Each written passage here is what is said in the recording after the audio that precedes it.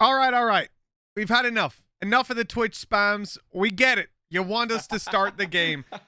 I guess I'm going to listen. I've put my chicken fillet roll away. I've put down my chocolate milk, and I'm ready to roll into this game. Roll quite literally. We're here in some motorized vehicles, Radianite powered. Of course, we're sat parked on Bind because this is going to be the first map of the series. I'm Mitch. With me over here, I've mastered the reverse of the camera, is Tom. Of course, I beat him here. You should have seen him trying to park this thing. Tom, in this series, Fnatic have chosen Bind. Are you surprised? No, not really. I think it's actually the maps coming up a little bit later that kind of surprised me a little bit with the Haven pick coming out from G2, just because of how strong Fnatic are on that map as well. In fact, the first two maps, at least over the last couple of months, I think they've only lost to Sentinels, who I guess we're kind of considering the best team in the world right now. So Fnatic obviously that close second, but I do kind of sit here and worry a little bit that I guess for G2 there wasn't really a good place to take this series. Yeah, well, on the other hand, but when we talk about Fnatic, their map pool's strong. We know that. There's very little to no weakness there. When we talk about G2, this is a team that has played against Fnatic before, but, well, an org that has played against them, I should say. The team itself, it's Mixwell and 4 players that weren't there previously, right? It's a completely revamped G2, which just historically is a very weird thing to think about when, you know, I think back to beta, we were covering all these events, G2 winning every single one, making no changes, and even to the admin staff, it was always just the G2 roster dominating. Now, only one player remains, and this is going to be their shot to remain in the upper bracket up against Fnatic, a revamped G2 that I'm super excited to see in action. Well, yeah, and even if you look back to that other Fnatic game, that was where they had Aussie standing in for a little bit. Yep. So it was almost kind of a weird, like, a mix of what was their team at the time, where they were just trying to test out different things. And now it is completely different. They've picked up some of the best players throughout the scene, picking up from different, like, winning teams, I guess you could say, like tournament victors, a Masters champion as well. Like, they've gone big, as G2 normally do. So I'm definitely excited to see how they're going to be performing. Now, they've taken down Vitality, which very, very close series, both teams that we know can compete within the VCT. Fnatic are a different beast, though. This is not a team that's just competed with in the VCT EU, within EMEA. They've competed on the biggest scale when it came to that Masters LAN event. So this is the true test. This is to see whether or not G2 are going to come in, have that honeymoon period, and be one of the leading teams from the get-go, or are they going to be a little bit off the pace and still have some work to do? Well, the guys are already on the server. I can see them loading in just over there, so we better jump on in and take a look at what's going down. And as you can see, the agent select is already done. The map is loading up, and the attacking side will be Fnatic to start it out. G2 evidently wanting to start over on the defense. They've changed the bind comp, Mitch. It's different. I am almost shocked in what we have just witnessed. In fact, in a couple of different ways, because not only, like, what I remember there was a quote from Boaster, wasn't there? That if you're going to run this comp, you have to run it with a raise. Yeah. They don't have a raise, and also they have switched things over so that Dome is actually playing the smoker now. He's one of the controllers. Of course, I say one of them because there's two. They've brought in a second in the form of Astra, so there's going to be, if anything, this almost irritates me. They're going to have even more utility, Mitch. They've got somehow managed to find a comp that has more utility than what they had before. I can understand the change out of Raze because of Breach's buff. He's in a very strong position right now, but the fact that they've gone for an Astra here as well, that's definitely a completely left field play. Now, Magnum, right off the bat, is holding for the control down middle. G2 push, they gain the control, but they fall on back afterwards, content with what they've spotted. One guy outside of A, and they don't want to overstay their welcome and end up getting crunched in on. This then poses a question. For G2, what do? You have 3 players stacked up on A, and your B guys are just sitting ducks. Do they take the control? It looks like they're going down Bats for the ult orb, but that means now the pressure is on for these 2 B holders. They're not going to have support at all. No reinforcements on the way. It's going to take them a little while at least, and they're going to need the remaining players to try and delay. Look at all the utility just obliterating Mixer on the back of the site. Didn't really stand a chance there. Now, it does look like maybe the initial throw might have gone a little bit astray, but it doesn't really matter too much on the side of Fnatic. They've got themselves the site. The remaining 4 players are completely isolated. You can see a blast back going in to try and clear some of the closer angles, but realistically, getting back in on that choke is going to be very difficult. Yeah, Boaster up on top is not going to last all too long in this one, and Fnatic, they quickly crumble. Okay. G2, all the kills roll in their way. Durka wants to go out of that smoke. They could be defusing, but they're content to just leave it because the snake bite's in play. But now the 1v1 develops. Durka spotted inside of Hookah. He wants to swing on this. He spotted the player isn't defusing. Now the tap comes in, but Durka's already out wide, taking it 1-0. Fnatic put the first on the board. Oh, even a little bit of disrespect from Durka. They're not holding back. You know, it's that matchup, isn't it? Like this matchup goes throughout games. Like this isn't just a one-off thing that is just like, oh yeah, this is a cool thing that's happening in Valorant right now. No, this goes back many a year to this rivalry, both between the organizations and I'm sure the player themselves. And with the amount of, I guess, money that's been spent by G2, this is the team that they're looking to beat. One of them, at least. We know FPX can always compete when it comes to Europe, at least. Oh, I thought for a second he was going to get away with that one. Doma runs past, but Durka, he's got eyes in the back of his head, Mitch. Oh, wow. Okay. That's a little bit of nasty aim from Doma to shut down the push of the pistols up close. And so far, no losses for Fnatic. Doma, 20 HP, still challenging. There's a weapon dropped. But, of course, when your teammate's got that ghost, he can just upgrade for free. It's not the biggest of deals. We'll see if Kellogg's can get that extra bit of damage and really make it worthwhile in this round. Oh, that's gorgeous. Okay, already a successful round considering what they brought in. Anything from this point forward would be a huge bonus, but it would have to be a headshot from Kellogg's on 34 HP. He'll be quickly dealt with. And indeed he will. He's someone I'm very excited to see a little bit more from, because obviously over the last few days, he's been someone that I guess was brought into this roster as a very, very recent, in fact. Only on the 25th was he actually officially announced, and then it was almost one of those things where we realized that Pith had actually gone. Now, I do wonder if that was something to do with that maybe they were practicing a little bit beforehand, and this was almost just like a reveal to the rest of the world, because I would be more shocked if Mixwell just in this short amount of time had then gone, no, it's fine, I'll just Sentinel now. Like, that would be much weirder than this being something preemptive. But the fact that Mixwell has fallen back to that role means that this guy is something special. Tom, you're going to have to give me a quick second here because a little bit of a tech issue. So you just take over for this one, and hopefully I'll get this resolved. Okay, all good. 1 minute 20 on the clock. Of course, this is where we start to see some investment. Hello. That is an aggressive push. Already coming in from behind, and they can just lock them in. They know that they're not going towards the B site anymore, and you've got yourself that Sage wall just blocking them in. This gives Kellogg's a lot more time to try and rotate in on that flank and basically just find out everything to do with this squad. In fact, if he picks off maybe Boaster, Doma, that's some of the utility gone, especially for those after plants. Even better, I guess, if he takes down Mystic, and then there's no more Viper utility. He can already see some of it being lined up. First, it will go his way. Seekers even pop just to give the rest of his teammates, and he's just taken over this round.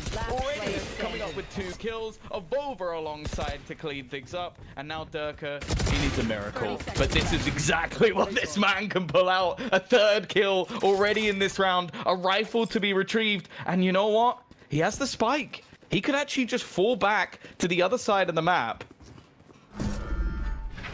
Maybe get himself the plant. The rotation pretty quick from Cold Mentor, and the shock dart at least them down a little bit more. He's already going to get that 1v1 Cold Mentor, maybe taking a little bit of a risk, but it will eventually be closed out by G2. Far more costly than they probably would have liked, but you know what? They get the job done. Well, Tom, we're all good to go here on my side at long last. Apologies for that, but thank you for taking us through. At this point, G2, they're bouncing in. That's what we want to see. When you've got those rifles out, your opponents play the bonus. It's fair. Now the full buy comes out on both sides. This is where things can get a little bit scary. Also, you notice that we mentioned G2 in the pistol round. They went for that control over bat. They went for the ult orb. Avova at this point just 1 away from claiming the orbital strike. That could be incredibly valuable over on the defender side. We'll see how that one pans out, because coming into this round, I imagine he's going to have it online as, again, they just push down inside fast and get that orb up. Yeah, obviously that round, it was looking very good for G2, but you have to now consider that they lost quite a few weapons in a round that was still a bonus for Fnatic. So Fnatic will be pretty happy with that in the end. If it had been 4 players alive, maybe not so much, but they get a plant, 3 kills, and force a lot of repurchase, which I think mean there's now a couple of SMGs on G2's side as well. We've already seen a bit of a challenge of some of the utility put down by Mixwell. Not just going to allow him to hold that space for free. And they're going to send in the Hawk as well to try and find out an extra little bit of information, but I don't think they got anything from it. Right here. No, it doesn't look like it. There's a gap in that wall, and I thought Coldamenta was about to peek it, but he falls on back, playing with that weaker weapon of the Spectre. You want to be holding the close range angles in through the TP. They go, and Mixwell actually gets caught off guard.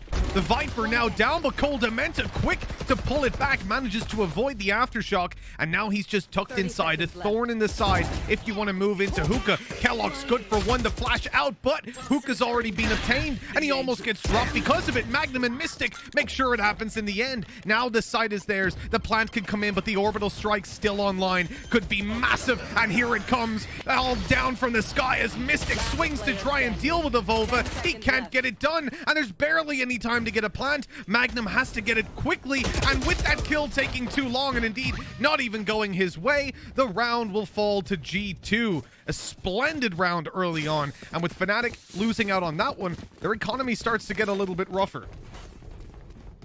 Yeah, a few key moments in that round. The risk taken by Coldamenta to go straight back through the teleporter to flank them, and then also just the way that 2v2 was played. I feel like Avova, when it comes to controller players, might be one of, if not even the best when it comes to Europe. Like, he's just so unbelievably good with all of his utility, and, well, held it to the perfect moment just to make that so awkward for Fnatic. I think we're all looking at Nuki as that like huge addition with how much of a star he's been, but I genuinely think if anybody's going to change everything when it comes to G2, it'll be Avova. He's just the glue that brings his teams together.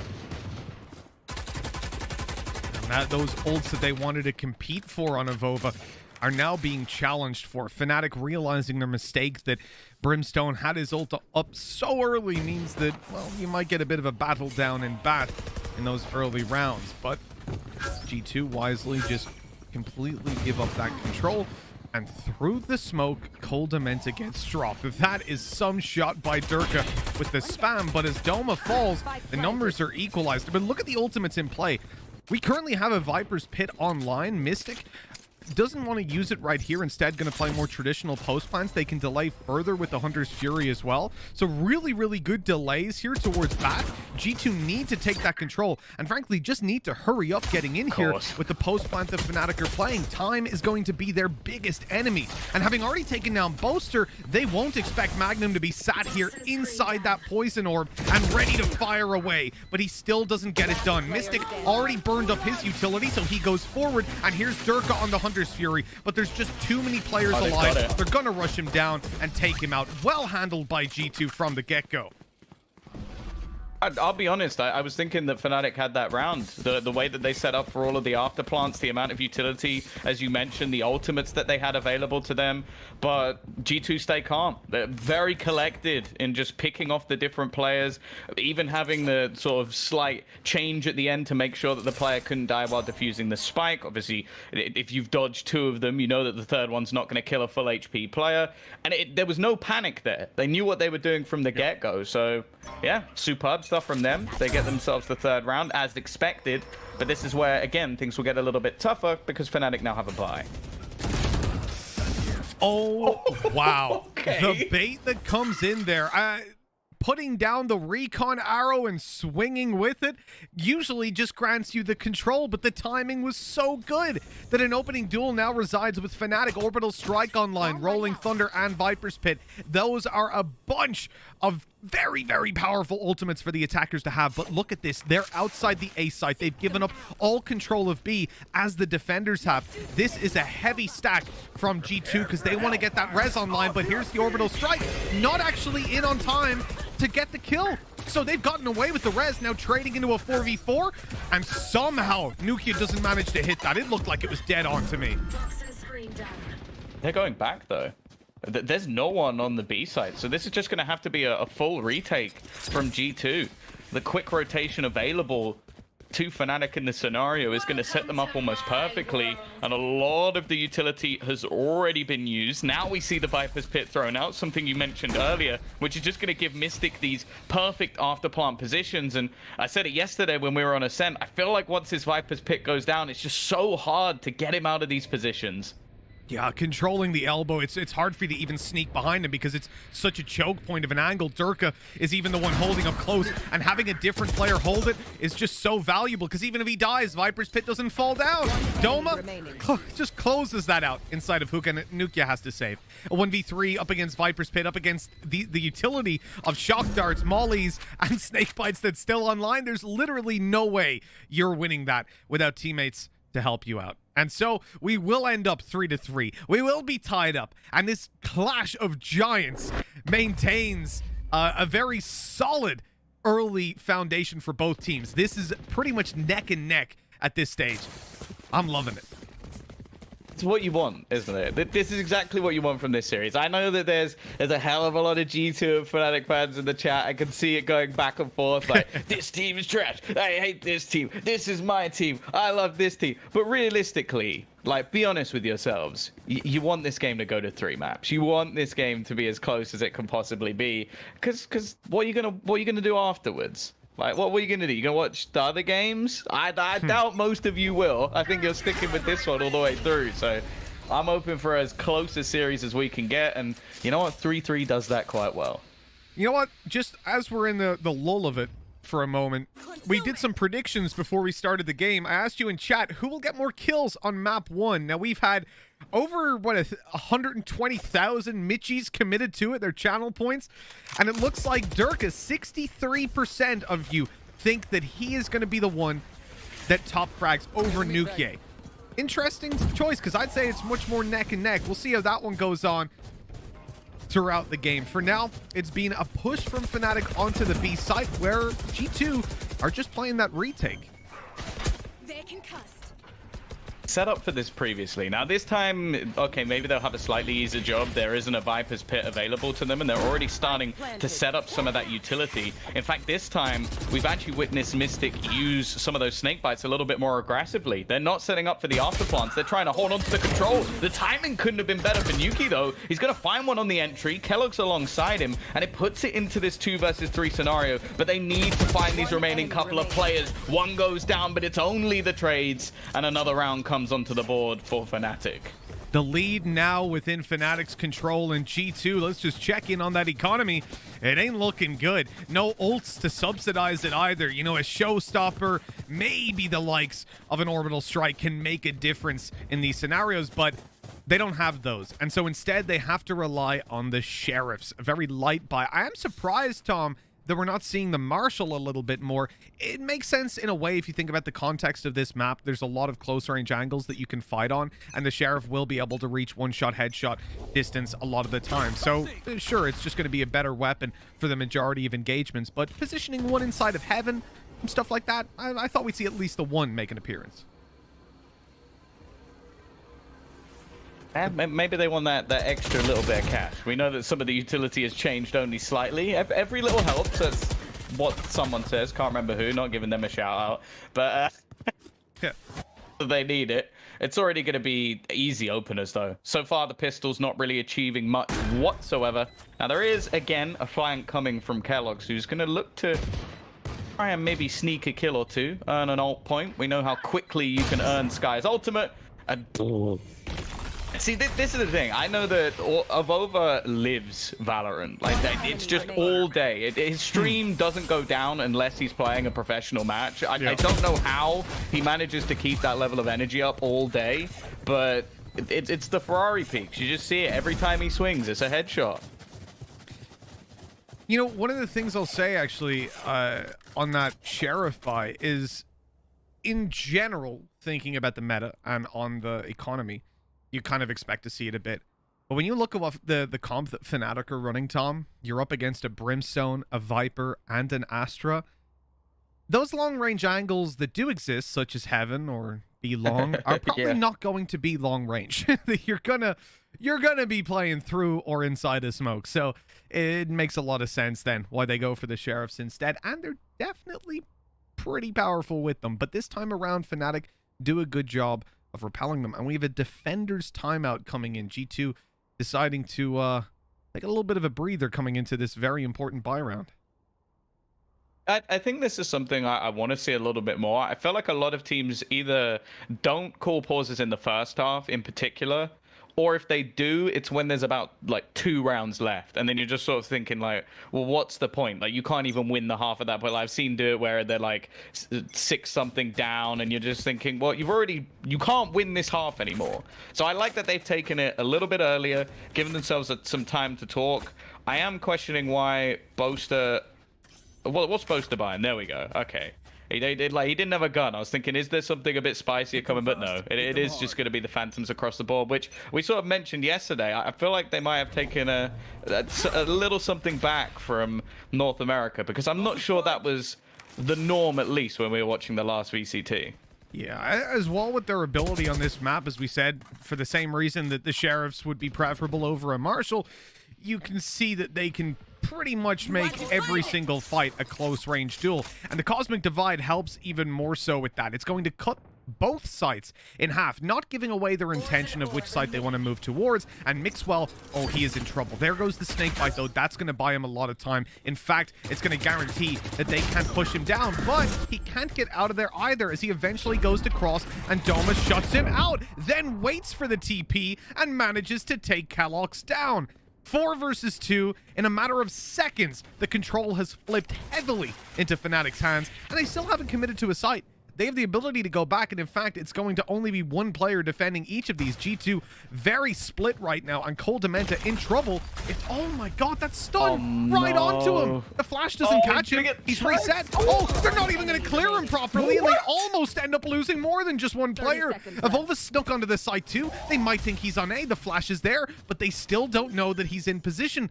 This could be huge from Avova. The timing seems to have caught them off guard, but there they go. They get the good timing. They spot him on the backside, and now it doesn't seem like he's going to get a lot done.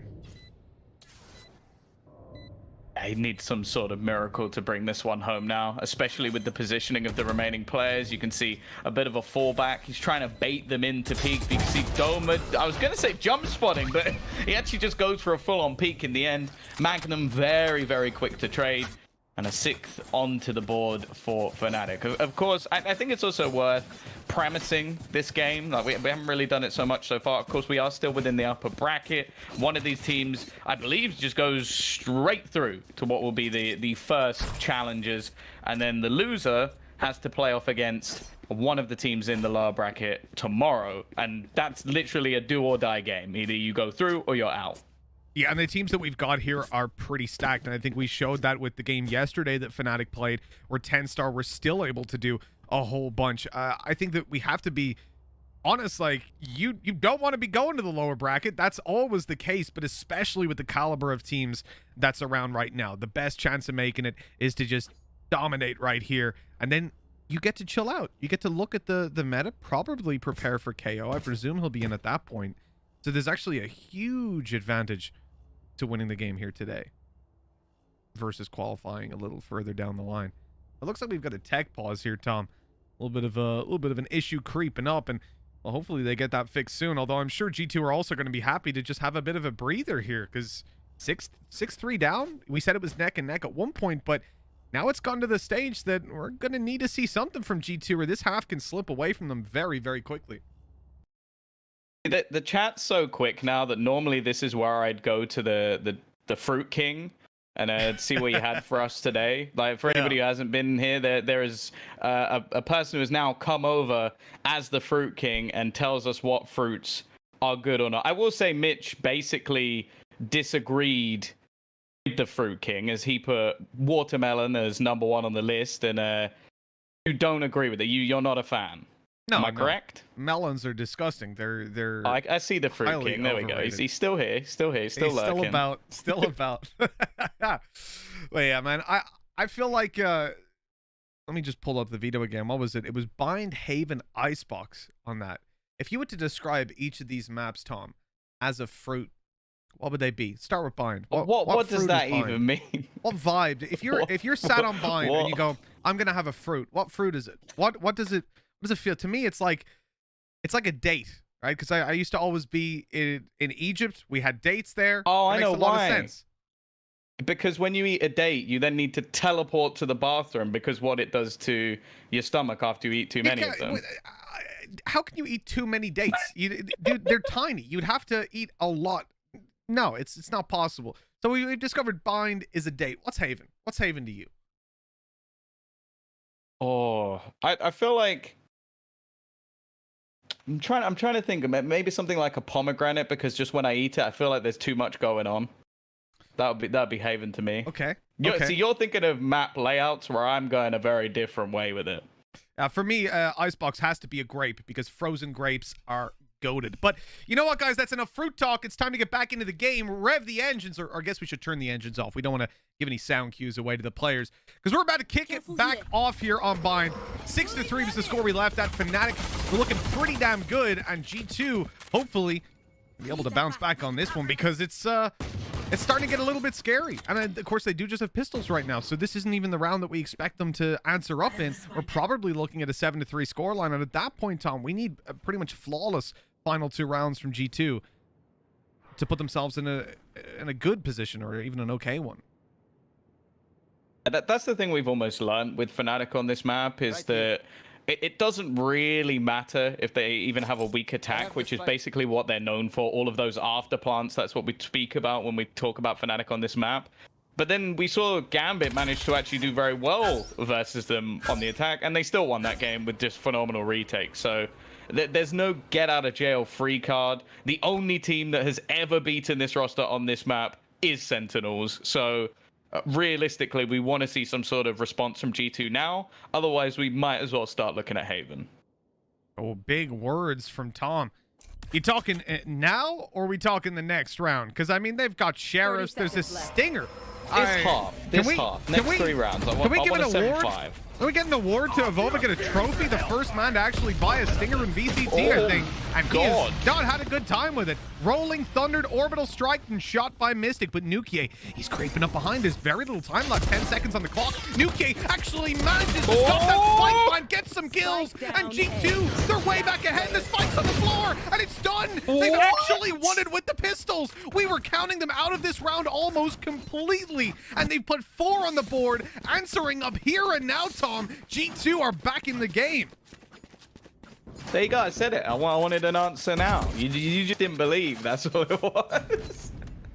The worst thing about that was 2 ults invested, right? In an eco from Fnatic. So they put in a Rolling Thunder, an Orbital Strike. They got a double entry, then they lost? Like, what? That play from Nuki was insane. But again, that's why we rate him so highly. When he was in Heretics, he was a god. It's looking like, well, big surprise. He still is, but that was a ludicrous play. And of course, Mixer then just finishes it off with a couple of wonderful Sheriff kills. There's so much talent on G2, no doubt about that, but that was definitely a shock round. How does Boaster, like, jump up on a corner and then still hit the headshot? Like, come on, man. I'm blown away by that previous round. It's like G2 just robbed the bank. But yeah, Boaster's gotten away with highway robbery on that one, putting the man advantage into Fnatic's favor. Gold Lamenta. Oh, he's in trouble. Yeah, that drone kind of ruined his plan of potentially going in for the mid peaks, and expecting a one-way to make its way on top of that box any moment now, but it doesn't look like it's on the way. Maybe it is a bit too late because the peak's already in. Doma able to take both of these guys down, and that was one fault line hit them both by the looks of things. Now getting that plant in, it's a 5v2. G2 probably thinking about the last round rather than winning this one because their chances are pretty damn slim. they had a grab well, even just to catch him as he tried to run away. Like that's just a beautiful execution from Fnatic. Like they basically thought of every single way you could escape. Like you're trying to run through all these different traps that have been set, an obstacle course put up just to try and get to the bathrooms, and it's not happening. That was excellent, and that's what we know, as said, Fnatic for. Like they are constantly innovating this game. Now for now, it's some exits. They've managed to bring this into a 2 versus 3, but the time is too far gone. There's no real chance for Mixwell to do anything. Considers using a snakebite just to try and hold the remaining players in, but they have gone in the other direction. And in fact, Magnum will even die to the spike, so at least making it a bit more costly. I don't think it's going to play much of a part in this next round, as I'm sure Fnatic should have enough cash anyway, but maybe it might make it the difference between a piece of utility missing, or there's something extra at least. No, they've got lots of cash. No way. Yeah, they off that streak, they won 5 out of 6 rounds, and a lot of them were decently clean. So that one upset versus the Pistols, that ain't really going to trouble them. The one thing that it did trouble was the ult economy, because you see coming into the final round, they can have Cosmic Divide, they can have Hunter's Fury, and other than Viper's Pit, that's it. So the high value of Rolling Thunder and Orbital Strike are out of the game for what was a loss versus an eco.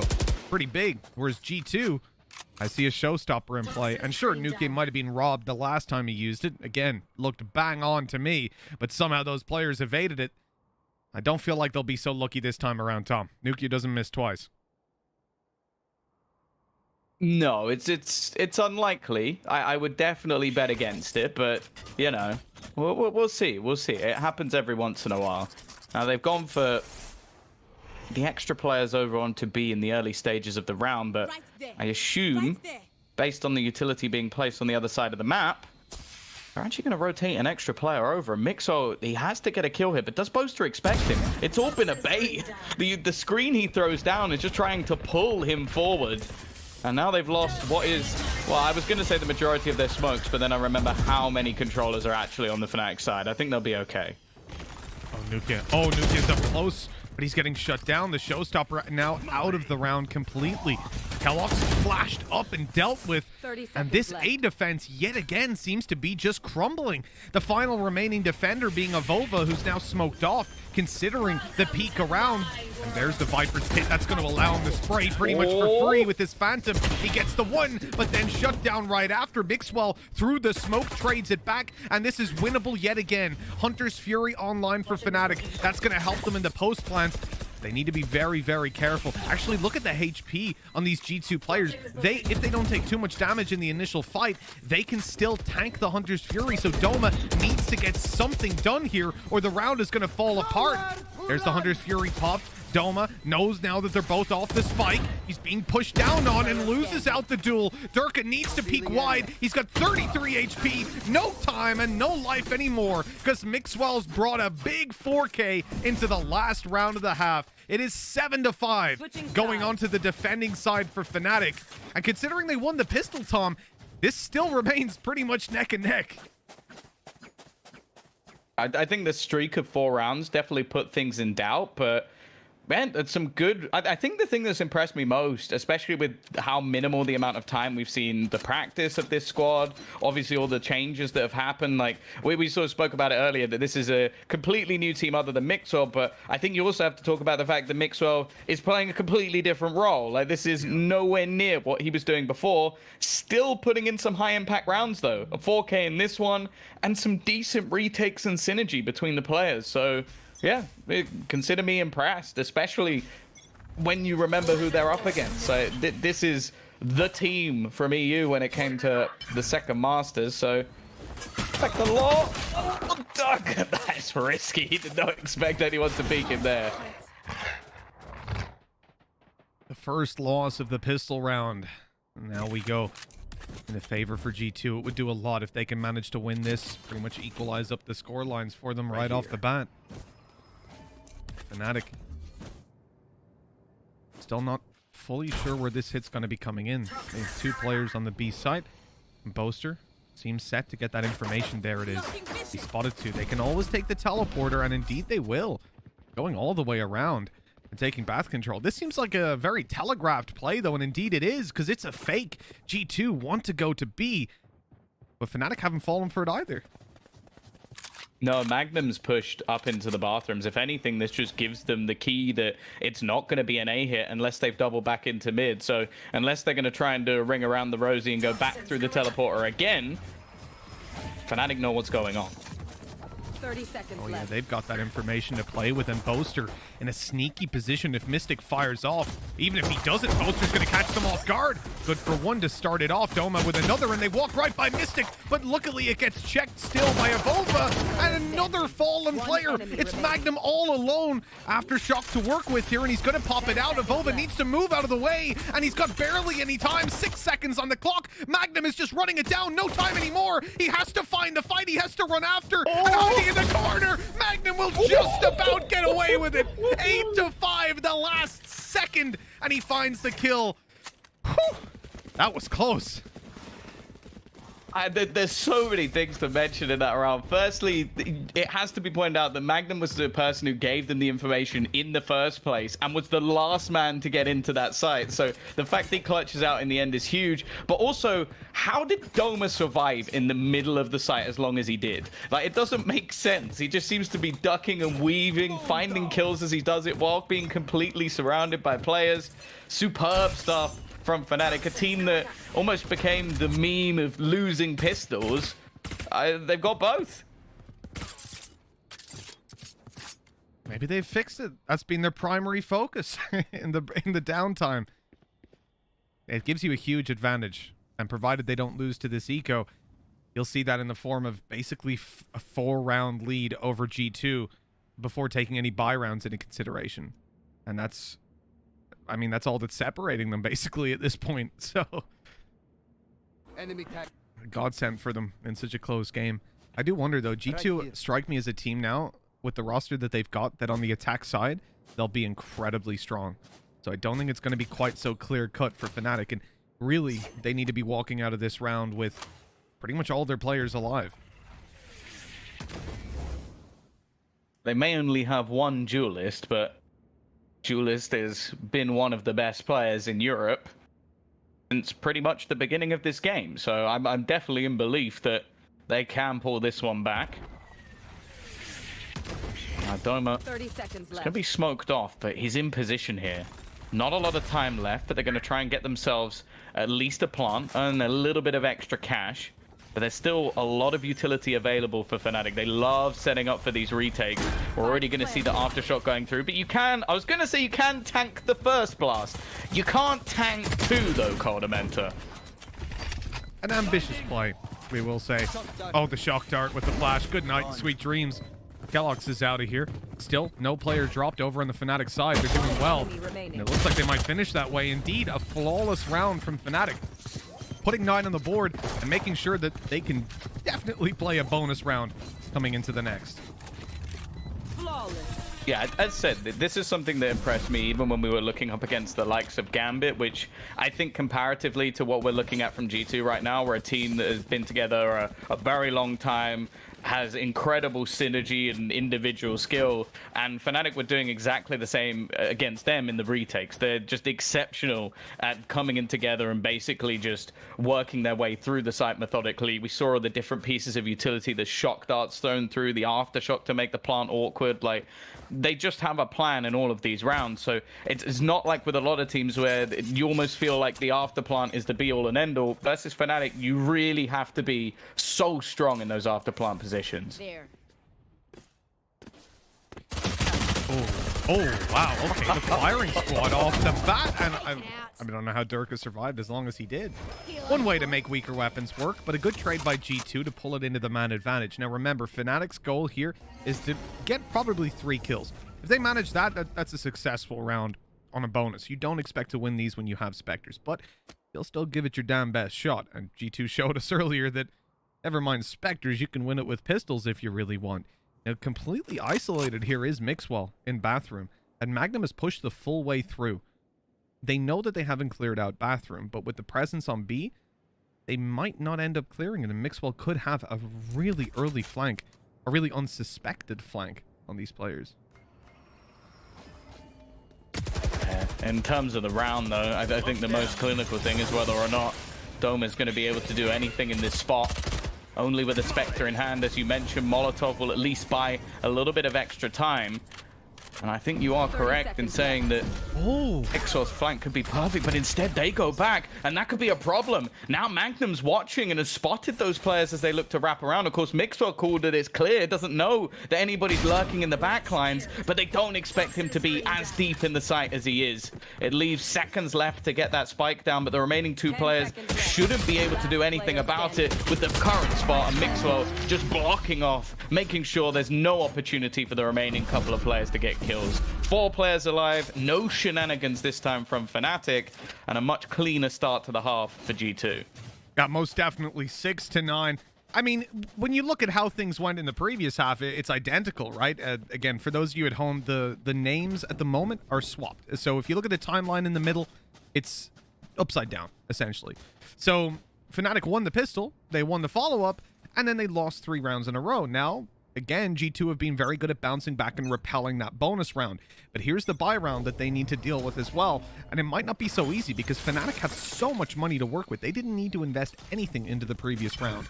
And now they have everything they could possibly want. Kellogg's. Oh, he is in danger here. The flash, though, should deter them from peeking further. That's a lot of utility baited out for one flash. And all in all, worth it. He's managed to get his ultimate. So that's the Seekers pulled into this round. As I said, it's one of the cheapest we currently have in Valorant. Only 6 points needed to have that ult in play. And I do question if they're about to maybe try and get a little bit closer to having that showstopper available as well. A clear plan for G2 on this attack side to challenge for those orbs. On the Fnatic side, they're about to be pressured on B by the looks of it. Oh, they're about to be heavily pressured. Durka can't even get back out to the site. There's a perfect example of an orbital strike used to clear 2 corners and keep anybody from pushing out. It doesn't get a kill, but it's immensely valuable, and Boaster's quick rotation might end up costing him his life. Avova catches him coming out of astral form, and a man advantage now sits comfortably with the attackers. Nukia even managing to avoid being spotted by that drone, and so up on top, he will have an angle, although he doesn't manage to find the kill off the back of it. G2 need to make a decision on where they're going, and it looks like that spike is on its way towards the B site. Big bait. They've thrown it in. The teleport has been used, but they don't expect... Darker, never mind! Over with the 180 headshot. That's the difference maker. You give Durka that first kill, and I'd bet anything I have that he would have got more than one. But the second he's cleared out, round over. That's it.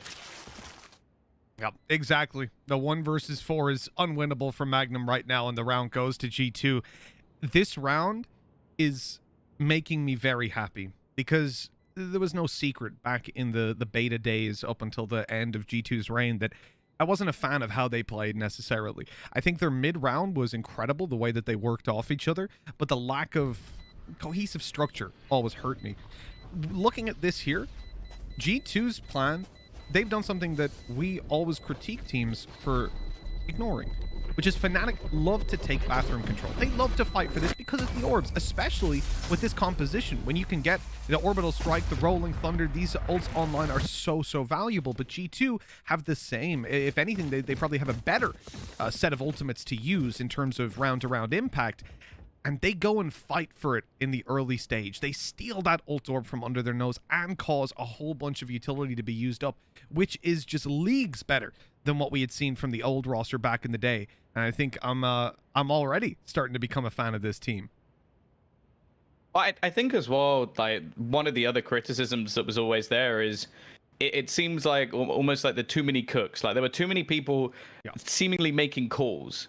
Now we know that they brought in Coda Mentor, a set in-game leader. They tried to do the same with Ozzy, which I actually do still think was an improvement, even though it didn't necessarily work as well as they would have done. At least it seemed like they have a plan. But more importantly, from what we've seen so far in their attack, for me, I agree, they've had all these setups in the early round, but it's their mid-rounds that have got me excited. Like, with 15, 20 seconds left, they're still willing to make quick changes. And it doesn't look like there's any hesitation on what players should be doing. Mixor selling a fake, the other 3 instantly going into B. They knew what the plan was, which when you have even just 2 people talking about, okay, are we going to do this? Are we going to do this? You've already lost that round. So bringing in Coda Mentor, okay, sure, he might be bottom of the board, but who cares if those calls are going to be working out for them? Coda Mentor. I remember him back in the day. My battalion brother. He's doing well. Always good to see them succeed. The Kellogg's as well. He's been pretty impressive, you know. Coming out, I think for a lot of people that watch EU Valorant maybe wouldn't have been too familiar with Kellogg. Certainly when you look at the name brand that is on a lot of these kind of top 5 teams, he might have evaded you, but definitely been a lot of whispers around that he was someone to keep an eye on, although he may not have made it to mainstreams all that often, and now showing up big on this Sky. I've enjoyed watching him so far. It looks like we've got a bit of a... Yeah, I will say I'm quietly excited for his Jet. Like I've seen a few things here and there that I think that it's one. I feel like there's very good Sky players, and like some of them are even in this server. Fnatic as well. Definitely happy to pull that out. Magnum has worked some wonders with that agent before, but at the same time, I just think that nowadays, especially with all the utility that you can purchase, all the counters to Jet, like just someone who can just pull out ridiculous rounds, and also just the chance as well that if we do end up on Icebox, we are going to probably get a Kellogg's versus Durka show, which I think as long as there's no like changes within these teams over the next year, I think it'll be something that we're looking forward to every single time it happens. That's fine by me. At the moment, the battle of Nukier versus Durka is still raging on. We'll see how that one transpires. As we come into round number 17, Tom, there's a little bit of waning weaponry on the Fnatic side, but they have that orbital strike to play with. Indeed, contrary to what the UI might be telling you, there is no Viper's Pit online right now. They are one ult orb away from it. Big TP from G2. They're going to start moving over, and this is something I actually think G2 use these TPs and are faking more than any team that I've seen. Honestly, their attack side seems to be mind games on mind games, and it's confusing me at times, so I'm a fan. Yeah, at least it's going to distort your enemies with the amount of sound that's just being made. Maybe if you add in a Euro, it will be a, a few more noises made. I don't know, man. Let's just go mad. Oh, wow. Just make it nice and loud in this server. Green wall! It's back! 30 seconds The green wall returns. Someone shoot it. Let's see if it goes back to blue after a bullet. I feel like it's an Easter egg. It just seems like such a random thing to be random. And indeed, as it gets hit at the orbital strike, it goes back to its blue color. And so does the kill feed. Magnum taking himself a quick double and punishing G2. They're on site, and they've got the spike planted. That res going to be challenged right away, but it goes towards G2's favor. Evolva answering up onto Boaster, but now he's trapped and being hunted by the Spectres. He will be eliminated, and Mystic left in the 1v1 doesn't know that Nukia is so aggressive in holding that angle, putting 8 on the board for G2. They're closing in on Fnatic's lead despite both pistols going their way, and a 4-0 early half start off the back of those pistols. With the two halves combined, G2 are only trailing by 1. If they win this with losing both pistols, that will be a statement and a half. I know that there's a lot of Fnatic and G2 fans here, but to say there's some people who haven't seen the history of this Fnatic roster, they have lost this map since they added Durka and Magnum once, and that was to Sentinels in, I think that was the grand final, right? Yeah. I think that's the only time they've ever lost this map. If they now lose it to G2 with the iteration of this roster just really being created, that would be one of the biggest statements you could ever make coming back into the VCT. So I am excited. Hello. Free kill for Mixwell. I feel like he's just been annoying in this second half. Just lurking around on that Viper, creating problems, and then they just teleport away, and Doma, he's left on his own. And with how good he is with this Sheriff, I'm almost a little bit disappointed that, there's someone waiting in the teleporter. I think he expects it, tries to even pre-fire one of the walls, but he's going to be caught off by his doppelganger. One thing that's also worth mentioning, Tom, is that the time that they lost this map to Sentinels, it was 16-14. It's not like Fnatic got smashed by them. They have long been a strong bind team with their old roster, even stronger with this one. And for G2's new roster, which consists of one of the previous players, half of Heretics, Kellogg's and Gordamenta, bringing what they do, I really feel like it's better than a honeymoon period. It's one of the best things you could it's the best probably you could hope for swinging on into VCT. And at 9-9, they're damn close to getting it done. A very slow start. And you notice at this point, Tom, Fnatic, they're playing quite caged. They didn't go in for that control over a bathroom like they normally do, instead conceding it to G2 and giving a free ult orb away. Now Seekers and Orbital Strike online for the attacking side. Yeah, they put a hell of a lot of stars down over on it as well. It takes a little bit longer to get those back after you retrieve them as well, especially if you then go to utilize them if someone pushes in. And I question whether or not we're about to see Mixwell try and fake this one out once again. You do have Durka ready and waiting, watching, but here come the Seekers pushing straight through, already going to give that information away, although he's destroying them quick enough that I question if it's going to be a problem. Orbital Strike also used, but guess what, bitch? They're on the road back towards the A site again. That they are. They love their fakes, but it looks like Fnatic might have an idea. There's 3 players in position. Orbital Strike not online, sadly. That could be a huge difference maker if it was. But Mixwell, look at this, sneaking on in. Oh, he's going to actually catch off one, and now the Hunter's Fury has to be cancelled early. Or no! In fact, it's going to be a free kill. Mixwell just charging forward. Boaster wants to try and deny the plant, but he can't get it done. A 2-man advantage for G2, plus post plants. Fnatic want this round, but it's just not possible anymore. Mystic pretty much has to save at this point. Surely he doesn't go for this. Well, it looks like he's given it a go. Already taking a play into the site. He's been held off at least by the snake bites for a second. And Kellogg's is in behind to just put that final nail in the coffin. I'll be honest with you, Mitch. Coming into this roster, I saw all the changes. I was like, okay, we've now got a switch up of a move to Sentinel for Mixwell. I was like, okay, how's that going to go? Like, how realistic? Like, going from what was a Jet playing a bit of Raze here and there to moving over to a Sentinel. I was like, well, basically a Sentinel. I guess technically not on this map. He's playing a controller, but I feel like it's similarly played. And it's going really well. Like, his lurks so far have been incredible. He's taken so much map control. He's been one of the main creators for them being able to go for a lot of these switches, because not only is he taking over a lot of the time on his own, but he's also just staying alive in positions where you feel like he should be traded out by some of the Fnatic members. I don't know. This almost looks like a new lease of life for Mixwell when he didn't even necessarily need it. Like, we still put him as the star player of the squad for quite a long time. Oh, yeah. Well, I mean, when you're playing the Jet operator, of course you're going to get that mantle, and then moving further on, it's sort of just stuck, especially statistically. It's stuck anyways.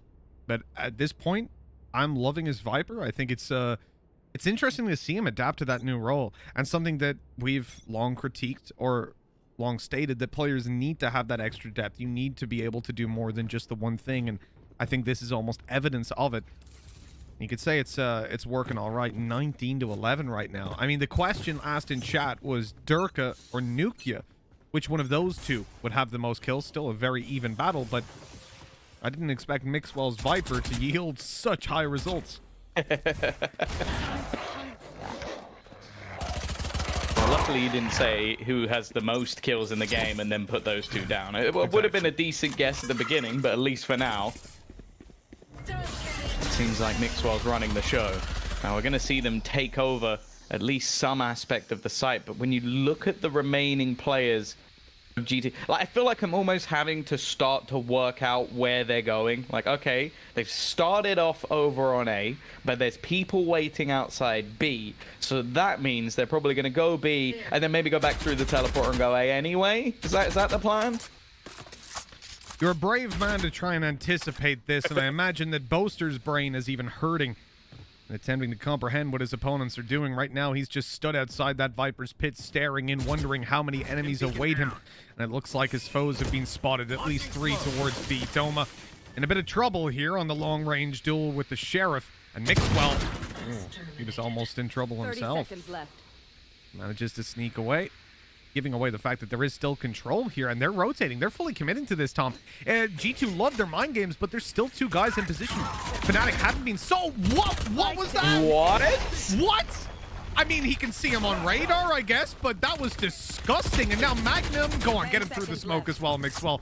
He's just having one of those rounds. He's tagged him up massively, and he just keeps on going, man. The wall protecting him from the flash. God. He's on for the ace, and he's gonna get it done as well. Mixwell, wow, top fragging the server, and he just keeps on rolling with it. 11-9.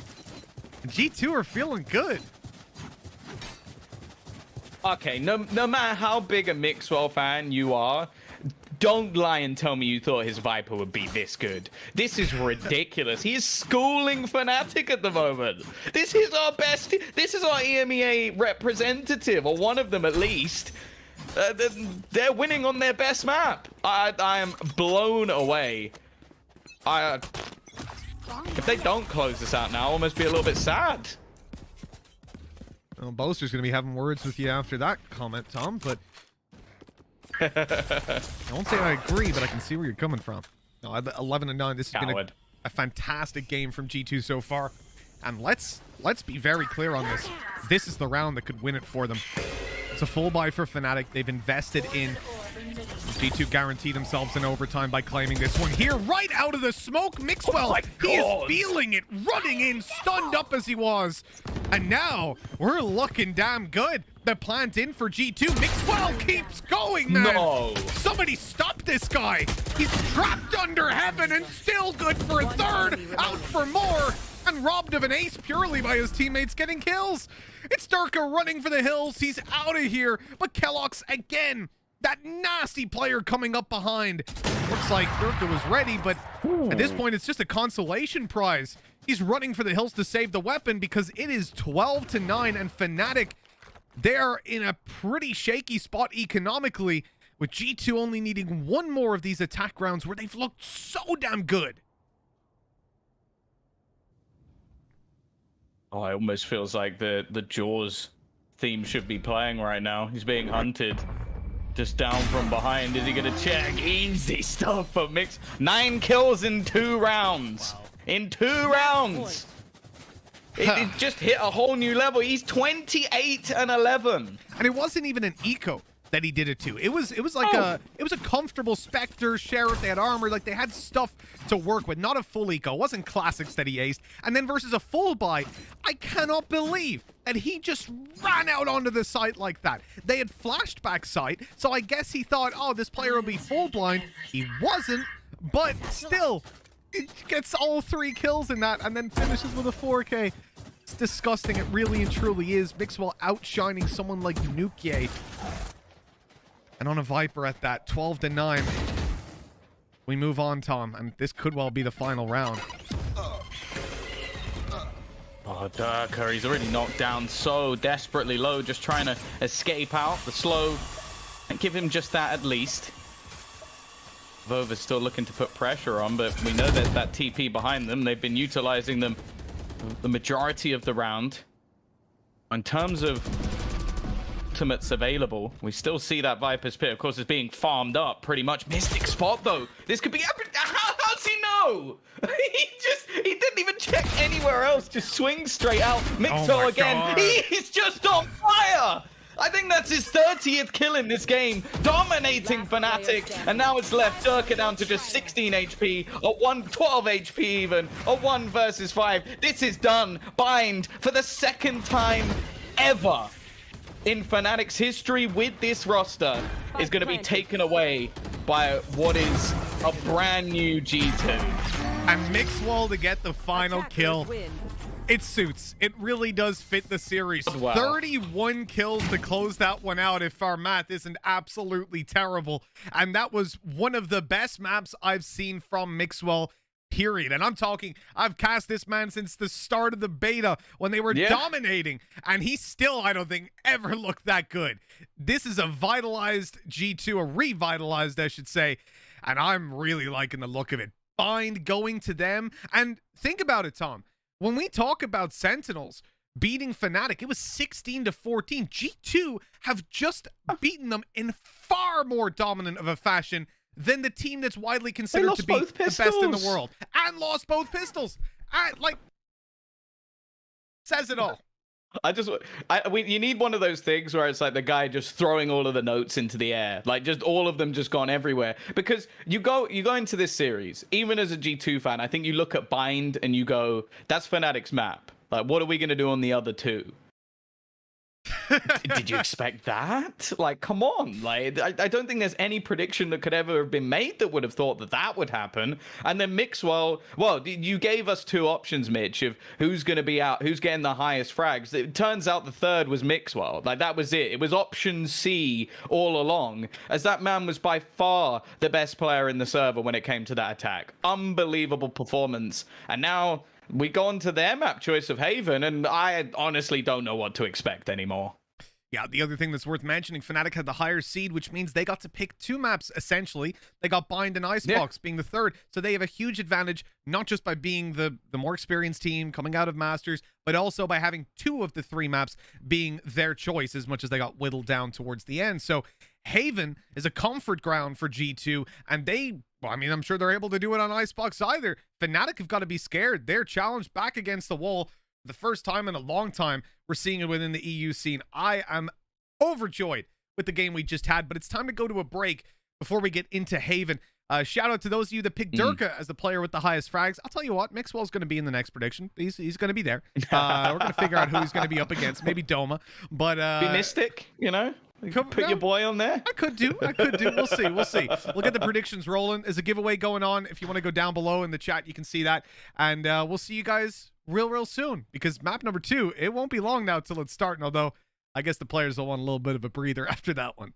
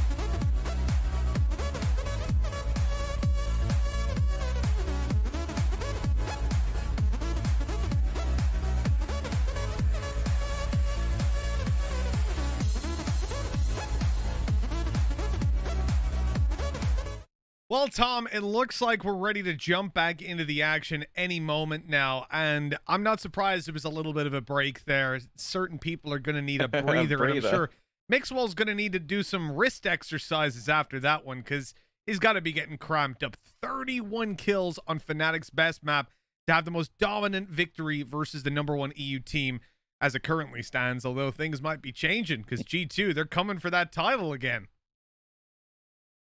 Yeah, I just fear for whoever's in that lower bracket and is just watching this game and just going, oh, come on. Like, come on. How am I going to beat either of these teams? Like, either, in one hand, you have the team that is considered the #1 in Europe, or you have the new super team that has just beaten them on their best map. Which pill do you choose, Mitch? Red or blue? Yeah, it's horrible. It's a pretty tough one, but I'm going to ask you to choose that now. Red or, I guess, green, blue, sort of in between. Who you thinking takes this map right here, Tom? I am never going to count Fnatic out. I think that was a phenomenal performance from G2. I think Mixwell played a huge part. And obviously, if he keeps that level up, then sure, they can definitely do it. But let's not pretend like this is a bad map for Fnatic either. Like, we have a similar stat that they've only really lost it, I think, since April to Sentinels. So I'm sticking with Fnatic for now. But you know what? Honestly, I don't even mind. With games like that, who cares? It's all about good Valorant, isn't it, at the end of the day? And we've got some good Valorant for you here. A Phoenix out on the side of Fnatic is always exciting to me. I like seeing those run-it backs, especially in a map like Haven. I really, really like Phoenix here. Let's see how things are going to be wrapping up, because they're on the defender side now. Obviously, G2's map pick with a one-map advantage. And a minute left here in the pistol. In the pistol round. It doesn't look like G2 want a full commit just yet. They're still spread out in a default, waiting for one of the Fnatic players to push forward. And I think Mixwell, has spotted Phoenix in the corner. He definitely seems to have a decent idea. In fact, even just seen a Paranoia fly past. Durka going to take the initial engagement, leaving Doma to try and fight back. But it's very calm and collected again, just trading efficiently. Already utility just being spammed onto the site, trying to get as much as they can to block off this push from G2. And you know what? Magnum, he's going ham. He's found 3 kills, just quickly closing this as Mystic comes along to find one more. It's gonna be the round going the way of Fnatic. I was looking at the one in the top right corner. It threw me off. No, Mitch, can you restart your Discord thing? Because it's doing that weird sound bug again. All right. Okay. Gotcha. Let me open that for you. Online production be what it is. There you go. Yeah. All good for you now, Tom? Hopefully. Let me know anyways if it isn't. Yeah. I won't be able to tell until there's a loud sound. All right. No worries. But yeah, a big switch around there in round number 1. Kind of flips on its head pretty quickly. G2 now on the back foot, having to take a pretty weak buy out of this one. And Fnatic, well, they're going to just look to survive with as many weapons as they possibly can. There's a couple upgraded weapons with some classics sprinkled throughout for G2, which realistically means that Fnatic should be getting away with 4 players alive.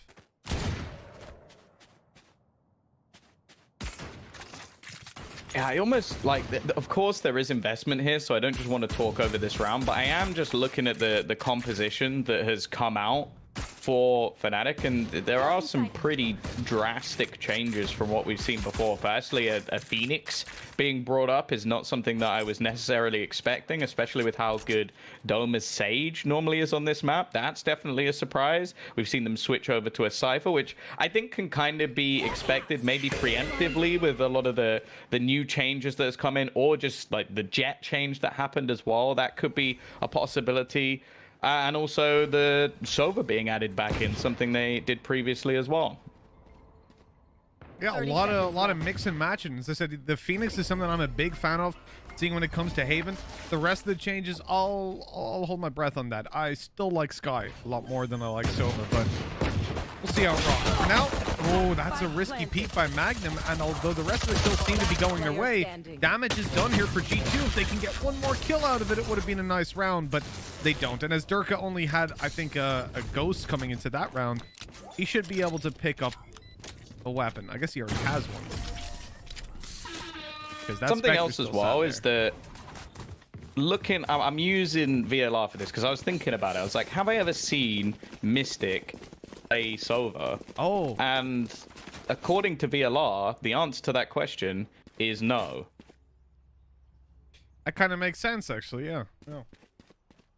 It's a curious one, and I do wonder when they're pulling this out, what are they directly trying to work against it? Because I don't think that, and maybe it is just a change from them, something that they like on this map, but I'd imagine they're looking at G2, maybe seeing that Killjoy and thinking, hey, a couple of those shock darts, having the Hunter's Fury, it could be pivotal. That's a really harsh one.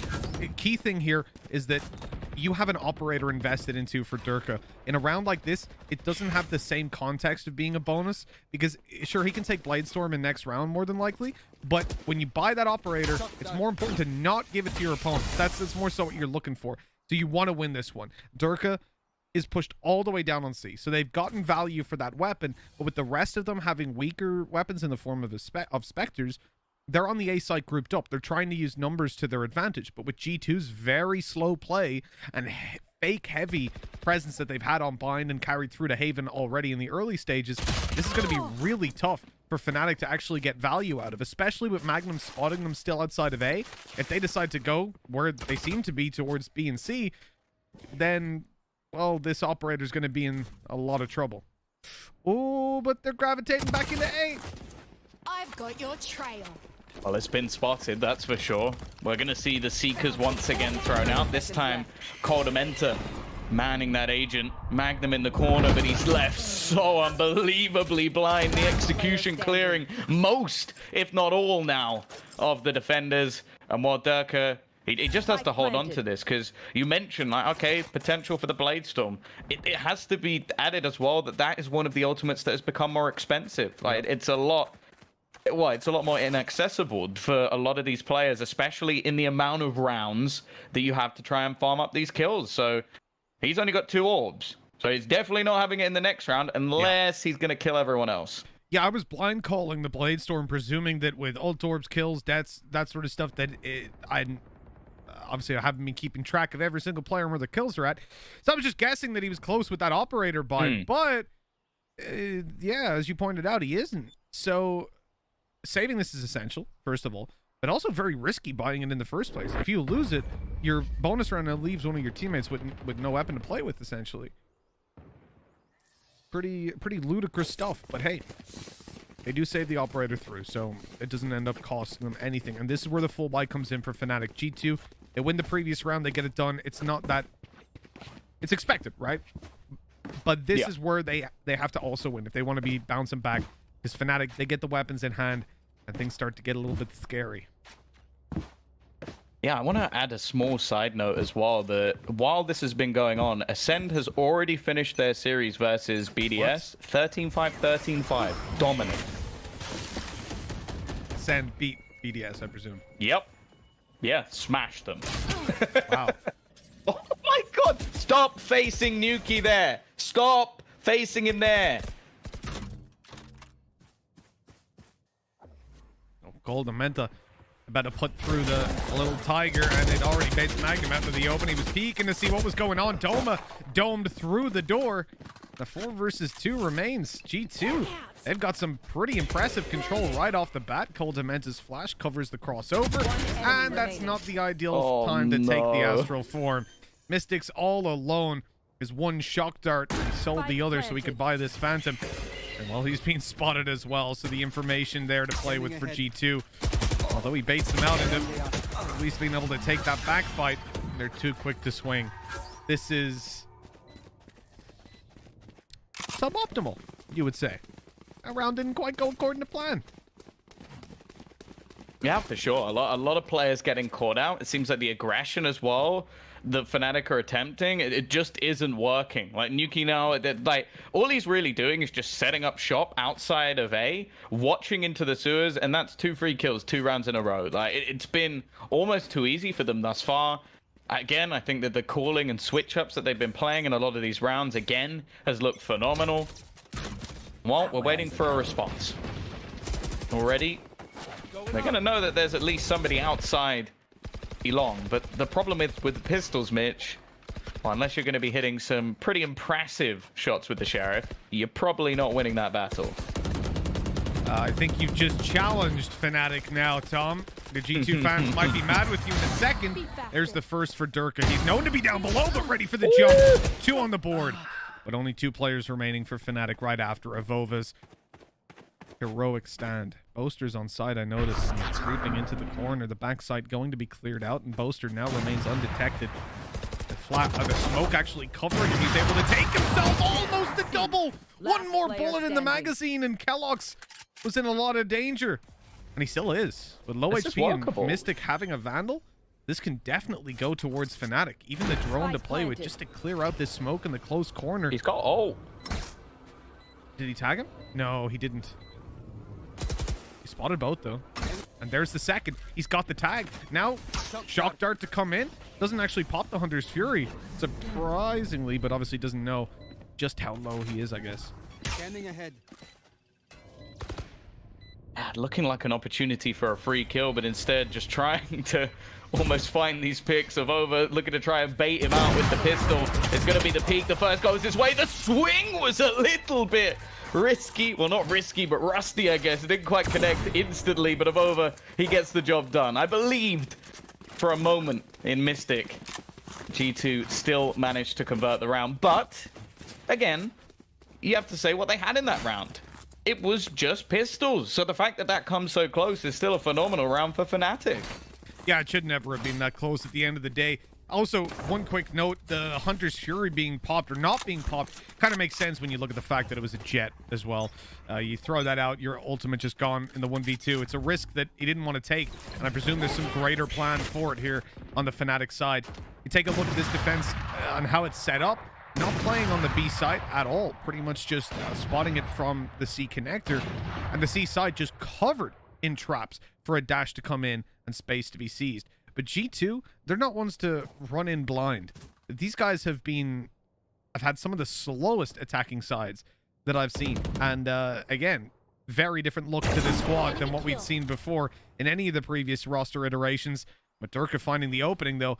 Fnatic have taken the lead, and it's time for G2 to play from behind for what feels like the first time.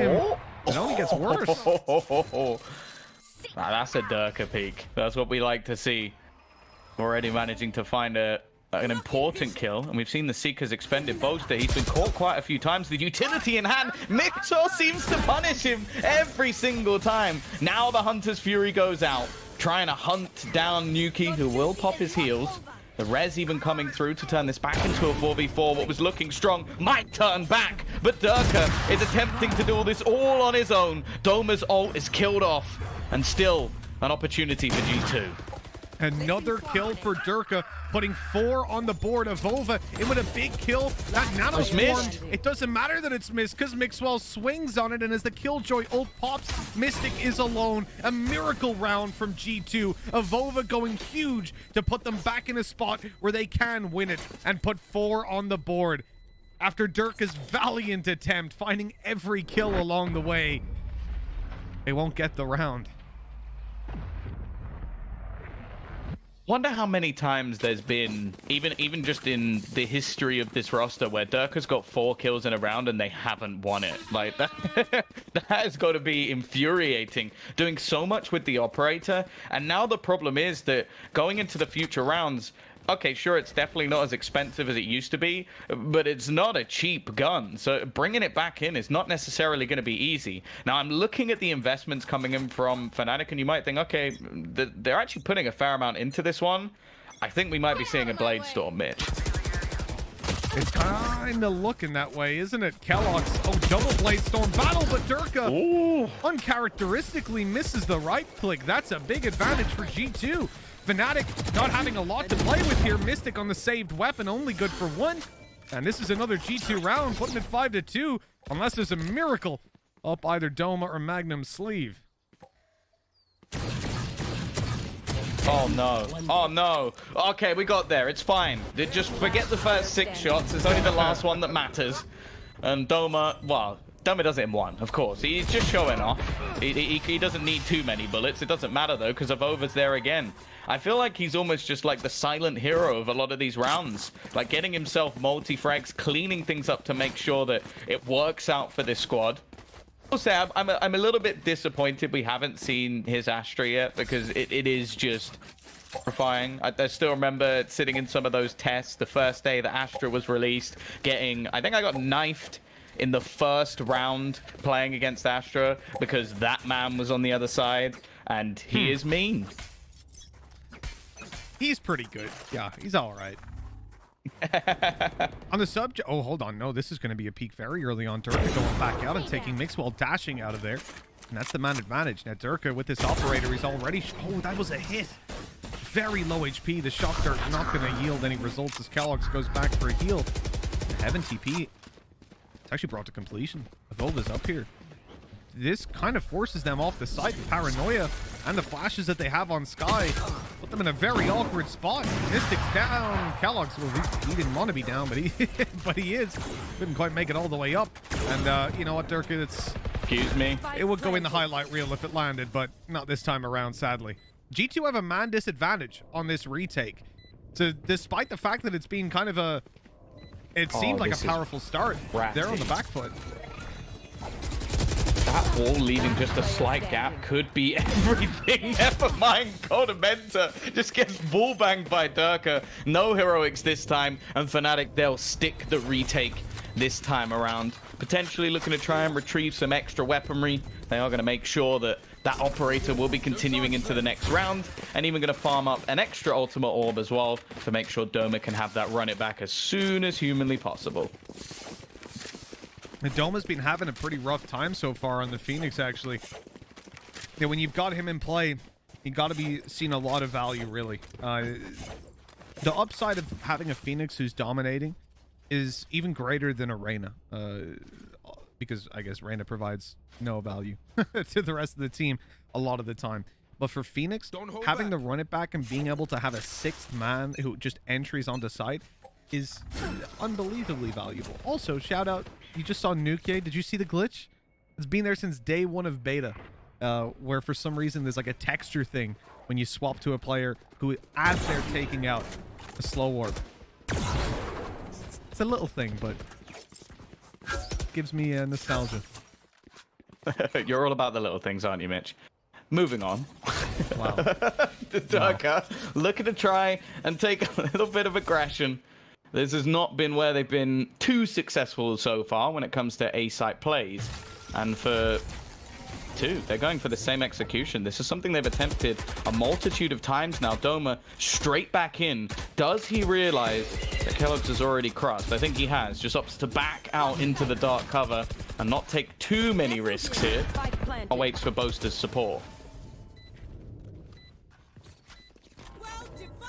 Oh, here we go. That's one way to go about it. Cosmic Divide comes into play. Kellogg's tries to gain some ground, but he can't, and they're just waiting. Come on in, trickle in. The flash is in play. Doma out through it. Great work from him in this round. A shadow step up above is being spotted, and it doesn't actually get it and taken down. I don't know how, but it's Mystic in a 1v2. He's run onto site, taken 1 and almost the 2nd. but Nuke closes 6 on the board for G2. They are stepping ever closer to putting Fnatic in the lower bracket. They have a 1-map lead, and now double the rounds of Fnatic facing into what I wouldn't want to call a full buy over on that defensive side. They're a little bit shaky in terms of money. Did you see the Avova clip the other day where he just teleports into the site and kills both people? I feel like he's the only player at the moment with the balls to make plays like that. I can't and now believe he's even that. doing it versus Fnatic. He's done that twice over the last couple of days. Like, last time it was in a 1v2 and he won it. Like, the man is taking liberties. He is disrespecting the opponents that he has. And I think he's doing it with a cheeky smile as well. Again, I just can't believe he did that. I watched it happen. I was physically aware of what was happening, but mentally it didn't process. And the fact that he gets the kill, absolutely ludicrous. And again, goes to show, you know, a lot of the time you're gonna turn around. If he dies, chat's gonna be spamming, Reddit's gonna be going, just see Avova, what an idiot. How did why did he think that would work? But when he does it, wins the round. Now, as versus Pistols, it was a ludicrous play, but it's just confidence, man. And this is the thing. When you have a player who feels that kind of confidence, you can't sit back and say, oh, you made the wrong decision, so you died. You got to just do it if you're feeling it. Sometimes you got to take it off of feeling and not logic. And right here, we're seeing that from Avova, who's just gotten rezzed. He's back up in the round. I'm more worried about this lurk from Mixwell. Magnum seems to have the right idea, though. Seconds left. He's definitely heard him. If he can kill off this final man, look at the time. There's only 25 seconds left. Mixwell was the man making the plays in the last round. Now what do the rest of G2 do? They just have to go barreling into this site, the site where Fnatic are slowly swarming in. Magnum looking to do it all on his own as he spams through that smoke. But Avova comes back quickly with 2. He made it believable, at least for a second. But it's Magnum to take home the trophy this time. A 4th round on the board for Fnatic. A big round as well, considering he only had a pistol in play. And for the other side of things, okay, it's getting a little bit dicey with economy. Light shields for the majority of players, but it is still a buy. Front desk, can we get a quick check on Avova? Has he got any USBs plugged in? So he's insane. PC, please. This is not normally. That's God. That's ridiculous, man. He is feeling it right now. Well, that 2 kills at the end made it worth the res, but the round ain't gonna go their way. 2 to go. Fnatic want to equalize up. I've got your trail. Want to put the lines between them down to a hair's width, and Boaster a little bit of trouble there. He could have gotten some damage, but the squids provide the cover. And the plant not going to go in all the way, actually. They've had to back out. And here comes the Blade Storm from Durka, in for 1. And up above, deterring any further mid-push. What was former? Oh, Magnum, he just got caught with the knife out, but it looks like he's good to go. And Avova isn't anymore. Down to a 2v4, and the advantage sits comfortably with Fnatic, even after that one. It almost came down to timing. I think it was actually Boaster's grab wells that make all of the difference there. Pulling players off from getting that spike down on B. That execution has been something that G2 have rinsed and repeated a few times, and it does seem once they get into those after plants, it's very difficult to break out of them. Even we've seen them use cosmic divides and have you not to try and get back into that site. It just hasn't worked, so I guess the play was just deny the plant, try and get back in beforehand. 6-5. Definitely not over, that's for sure. Especially with how the pistols have been going. Like, you'd almost expect Fnatic to win the second one at this point. Yeah, they've been solid on the old pistols for once. I don't know that I'd be gambling on it, though. Wouldn't be rolling the dice if I was G2. You're looking for 7 on the board here and now, and lockdown to play with. Bladestorm popped. Things are looking pretty good on their side. And there we go with a straight out push onto the site, fully blinded. Up Kellogg's, 1 knife left. Oh, Avova's stolen it away. That means the Bladestorm's gone, but he's managed to get a Phantom for his troubles. And with the plant coming in, that's a heavy advantage. Lockdown post plant. Oh, that doesn't look good for Fnatic. But with that kill, if they can up the pace. Never mind. I was going to say they might be able to get there before it's popped, but they won't. Now time is their biggest enemy. Oh, well, that's one way for it to go. Avova has just torn them a new one yet again. I can see what they were going for. Try and clear the players out and then maybe escape before the lockdown actually goes off, but it's not going to happen this time. G2 go into the half 7-5 up now.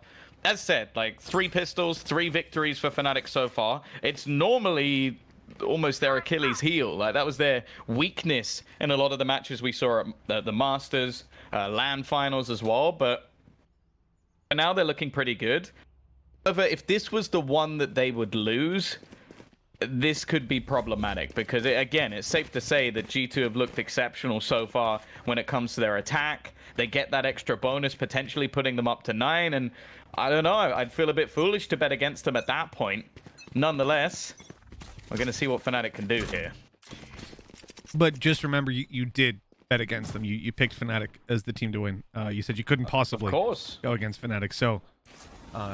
just reminding you, Tom, that you might be completely wrong. I will stand by what I said. I'm no coward. I'm not like you. I don't sit on the fence.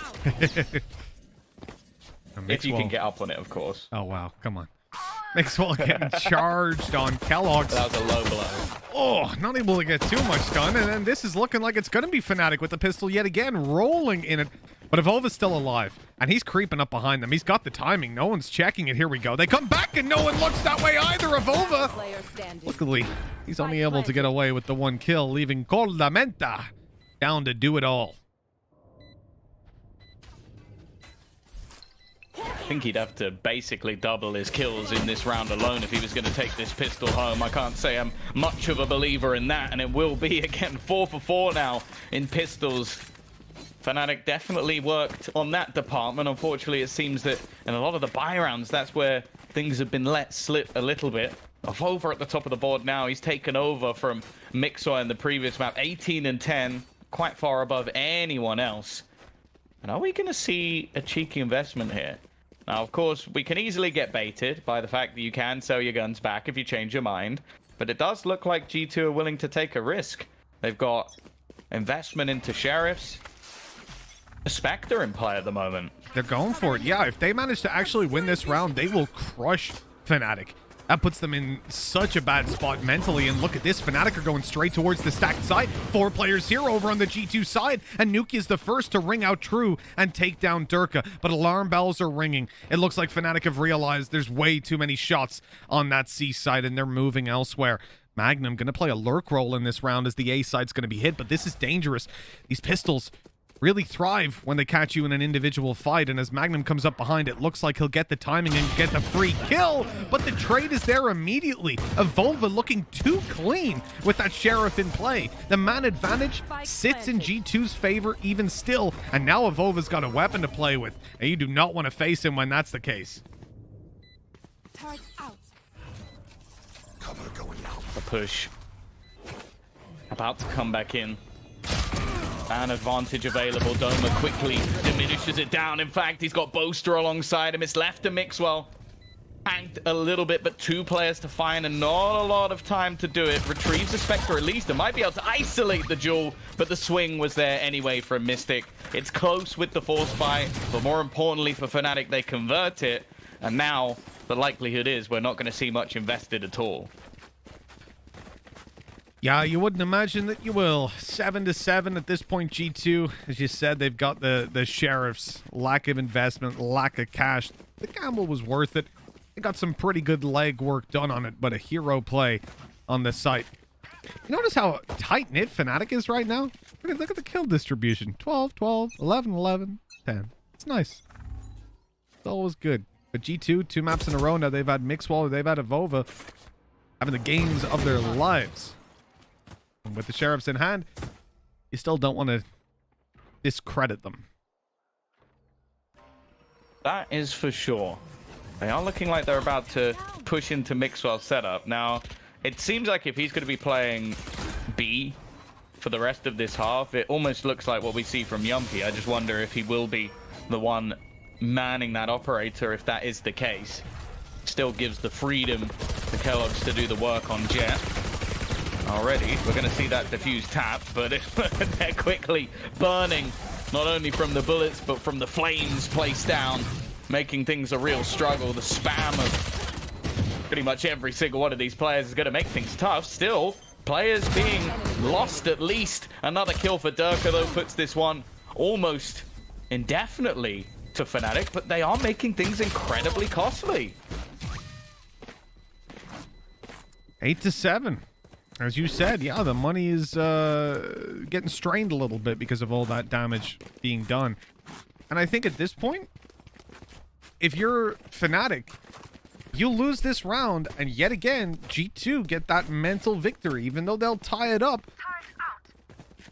The fact that they're fighting so much for it, and the fact that the ultimates are coming pretty close to being online, although actually I glance down and I see Lockdown and Seekers online for G2, but at the same time, there's a bunch about to come in for Fnatic as well. This ult orb's going to be a point of contention at the start of the round.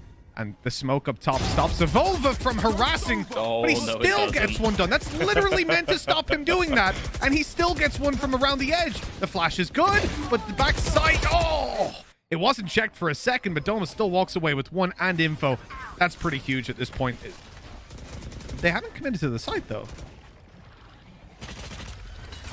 Yeah, we've actually seen the Seekers thrown out, so that will at least gain a little bit of extra info. So will the Tiger as it stuns up Magnum, and Evova's got another one to add to his tally. A spray down of 4 now, leaving just Mystic alive, and sure, it will be stolen away by Nuki, but what is going on? What has happened in the G2 camp that just like one map, it's like, go on, Mixo, this one's yours. The next map of Over just takes over complete control.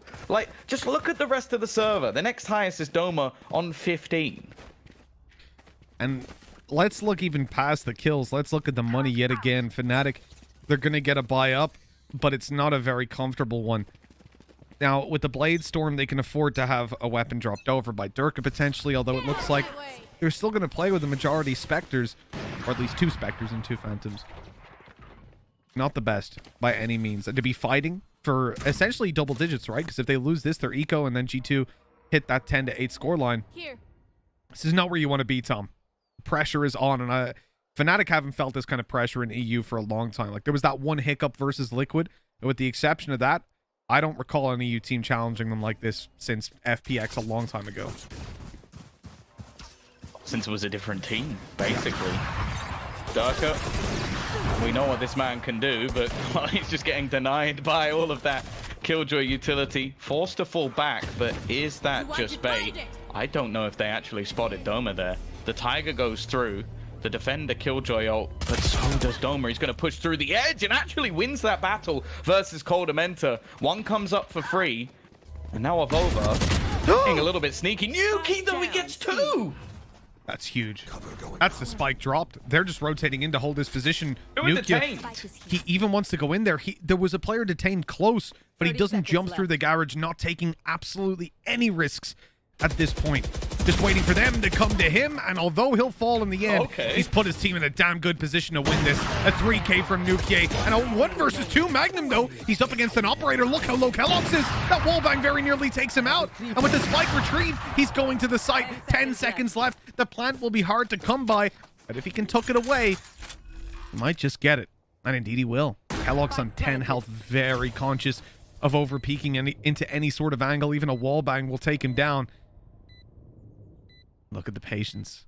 But while he waits and hopes that Magnum overpeaks, Magnum's got himself tucked away all the way down on C long. He'll wait for the sound cue and swing, and it seems next to impossible that he loses this.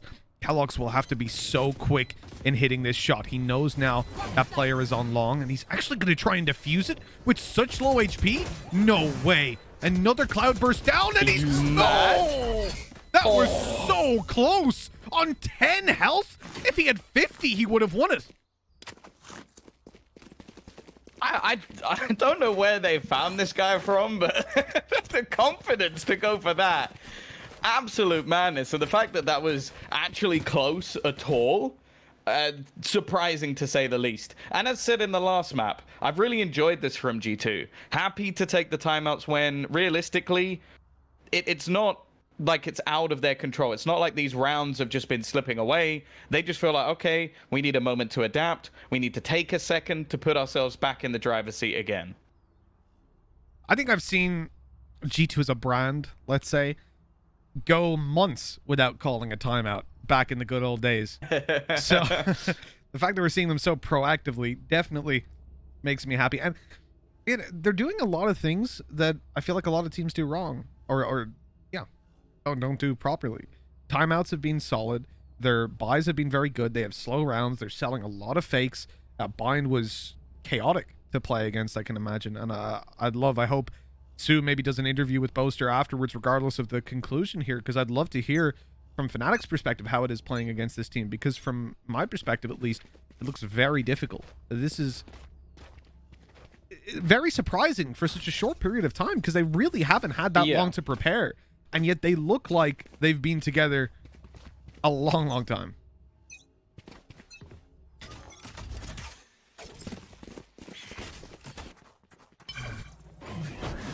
Already, we're going to see what looks like an almost bare bones eco coming out from G2. Coldamenta, I think, had absolutely nothing there. Just going for the ultimate orb a little bit early, trying to earn those secrets. Fnatic, this is a chance to not only get themselves a second round ahead, more importantly, earn some ult orb and get Fnatic for economy. And you know what? They're doing just that. Oh, yes, they are. When you're G2, you don't expect literally anything. Not even one kill in a round like this. You've got classics. You're ludicrous if you think you're getting away with something. It's important here that Magnum is staying so close to his tripwire, because when you're playing against a Jet and an Omen, they can obviously get by those with their Shadow Step, with their updraft, and you want to be able to hear the sound cue. So Magnum sticking close means that that flank is secured, as secure as can be. It's a mistake that I think you'll see in like matchmaking and even some teams where they will kind of forget that some people can. They won't forget. They know that they can go past them, but in the moment they don't think of it so proactively. Question here is Avova looking to actually hold on to this Spectre? I would assume no. So it's just going to try and be some extra pieces of damage, but they get absolutely nothing. A perfect anti-eco from Fnatic. Conversion round to give them an extra into the lead. And we need to see the response. There was a save for a reason. That's because G2 wanted to make sure they had everything here. Although, I will say, there's still a piece or two missing. No shields available for Kellogg's going into this one. They do have a couple of ults, one being the res, which we know how much impact that can have. But at 10-8, Fnatic, every single member currently built up outside this A site. Are we about to see a pace change? It looks like we are. They're barreling in here. Mixwell under pressure, caught falling back. And it looks like the response from G2 is instantly to fight for short. They're grouped up as two, but they lose the first. And Coldamenta manages to trade it out. He takes Magnum, destroys the ult of Phoenix, then destroys Phoenix. And this is now doable for G2. They have a flank on Sage. Sage needs to survive here to get the res in, but it doesn't look like she will. Boaster is waiting for it this whole time. No, Sage has managed to sneak down onto short. How has this happened? Nukia's there, getting the kill, walling up, and popping a res. It's a 2v1. Boaster's behind, but Nukia suspects it at this point, imagining a player will have fallen. Oh, Mixwell. Oh, Mixwell. Oh, that was almost an NA play there. And now you're in trouble, Boaster. There's the first. A fight versus Nukia, not an easy one. B1 to win by any stretch of the imagination. And Nukia shows you exactly why. A gorgeous round from Nukia on that flank. And 10-9 we go. G2 are not giving up yet. They're still in the fight. Yeah, this is not a man I necessarily thought I'd expect to see on a Sage, especially with him being one of the kings of the duelist when it came to at least the previous roster he was on. I have to say this round as well was such a mess in terms of the battles we saw. One of them was Durka hiding in the smoke, catching Avova while shadow stepping. It dashes out into an operator that was hiding in the corner the whole time. Like, must have been confusing for both teams, but for G2, the most important thing is coming out on top. Again, we see the power of the paranoia, denying them the early space. And we're going to actually get a Hunter's Fury to try and kill him off. It's not happened, though. It's not work this time around, and so now you kind of stall out a little bit. They wanted the opening, at least the damage is connected, but at this point, G2 have rotated pretty heavily. There's 4 players either on or very close to C. I think Fnatic realized that they've missed the window in getting in, but that right there is an opportunity. Kellogg's taken down. The Squid's on their way, and Boaster can't really do much to destroy them, so they get the information of the closest. Whoa, that was a running headshot! He actually connected it onto Coldamenta, who is now super low on HP. That was massive. He got healed up by Sage, but that... I mean, if that's a Vandal, he's getting a kill there. Although, running and gunning with a Vandal ain't quite as easy as with a Phantom. Yeah, the problem is slightly weaker weaponry for Mixwell, and that headshot doesn't actually garner a kill. It leaves them into a 4 versus 3. Fnatic in the driver's seat once again. After plants available, but Avova, he's already picked off one, and as they peek, the flash will blind another. Still, it's left all onto Nuki. We know what he could do in these scenarios, but he can't close out Durka this time. Fnatic edge ever closer, just 2 rounds away from taking us to that 3rd and final map, which I believe will be Icebox. And you know what? With the current finances available for G2, I'd be surprised if they don't. Let's keep an eye on it. See where they decide to take this one. At 11-9 down, your options are pretty limited. And yeah, just going for a couple of pistols. They're fighting for OT. 3 consecutive rounds is definitely doable. But not very oh my god, Kellogg's. What just happened? They recover that fumble, but I don't... How did he hit 2 shots that quickly? Oh no! Oh no! In the corner, Mixwell's got 2! It's all down to Mystic. The shock dart is good for damage, but not a kill. Another on its way, but I think it will meet the same fate. In fact, completely avoided. Plenty of time on the clock, but Mystic doesn't know where this other player is. And indeed, Evolva's tucked in, watching for the push-up. The second he gets contact, that's when Mixwell swings. But Mystic realizes something's up. That player isn't just hiding in the corner for no reason. He's on his way to second mid to see what's going on. Evolva's ready, though. Flicking over just in time. And 10 on the board in the most unlikely of rounds. Again, how? Like, great positioning from Mixwell. Good positioning from Avova. What was that from Kellogg's? How did he hit those shots, Tom? I feel like that's one that I could probably see the replay multiple times, and I still don't think I'll understand ever what he did. But yeah, a ridiculous round to pull off. Again, apologies to Fnatic. I was like, yeah, driver's seat. Never mind, cast the curse. Yep. I'm starting to believe that it exists, but... Oh my. At TomBiz on Twitter, go and give out to him. He's the one that cursed you, not me. I didn't do the curse. People tagging me in chat saying cast the curse. It wasn't me. It wasn't me. I didn't open my mouth. TomBiz. Doma rushing in here. Oh, he's been spotted, but Doma's seen him too. And with the ult, you're happy to take that fight, even though you know you'll get traded, sort of. The ult is taken down, but the man advantage remains for a moment. Kellogg's has spidey senses on that one. I don't even think he expected him to be there, more so just a very quick reaction. Oh, nonetheless, it ends in a 4 versus 4 scenario. Lockdown available if a retake were to ensue, but again, Magnum, he's just so good at finding space. It seems like there's a rotation coming back in, and the cage will definitely give that information over to G2 that there's at least somebody here. 40 seconds left, and they're not necessarily committed. He'll be communicating that, okay, there's nobody really rotating in just yet, but you can see Nuki starting to prod and poke as Kellogg starts to push down mid. He's going to walk straight into Durka, a freebie as such, but the trades have come in elsewhere, leaving this B site open for Fnatic to get the plant.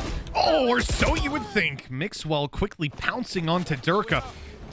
And Navova's on the flank. He's moving around. This plant isn't going to be for him, though. He can't deny it, but he can get pretty close to them to catch Mystic afterwards, potentially. Mystic wisely going into the corner. Navova's just going to wait for Nuki. Oh, he jumped. I don't think he meant to jump, but he did. And Mystic's heard it. Mystic knows that Navova's here. I'm not quite sure why he did that. And now on the way through, he's going to be in a little bit of trouble. Nuki wants to try and help this one out, but Avova wins the fight anyway. Smoke's going to go down, and Doma on the way gets spotted by Nuki.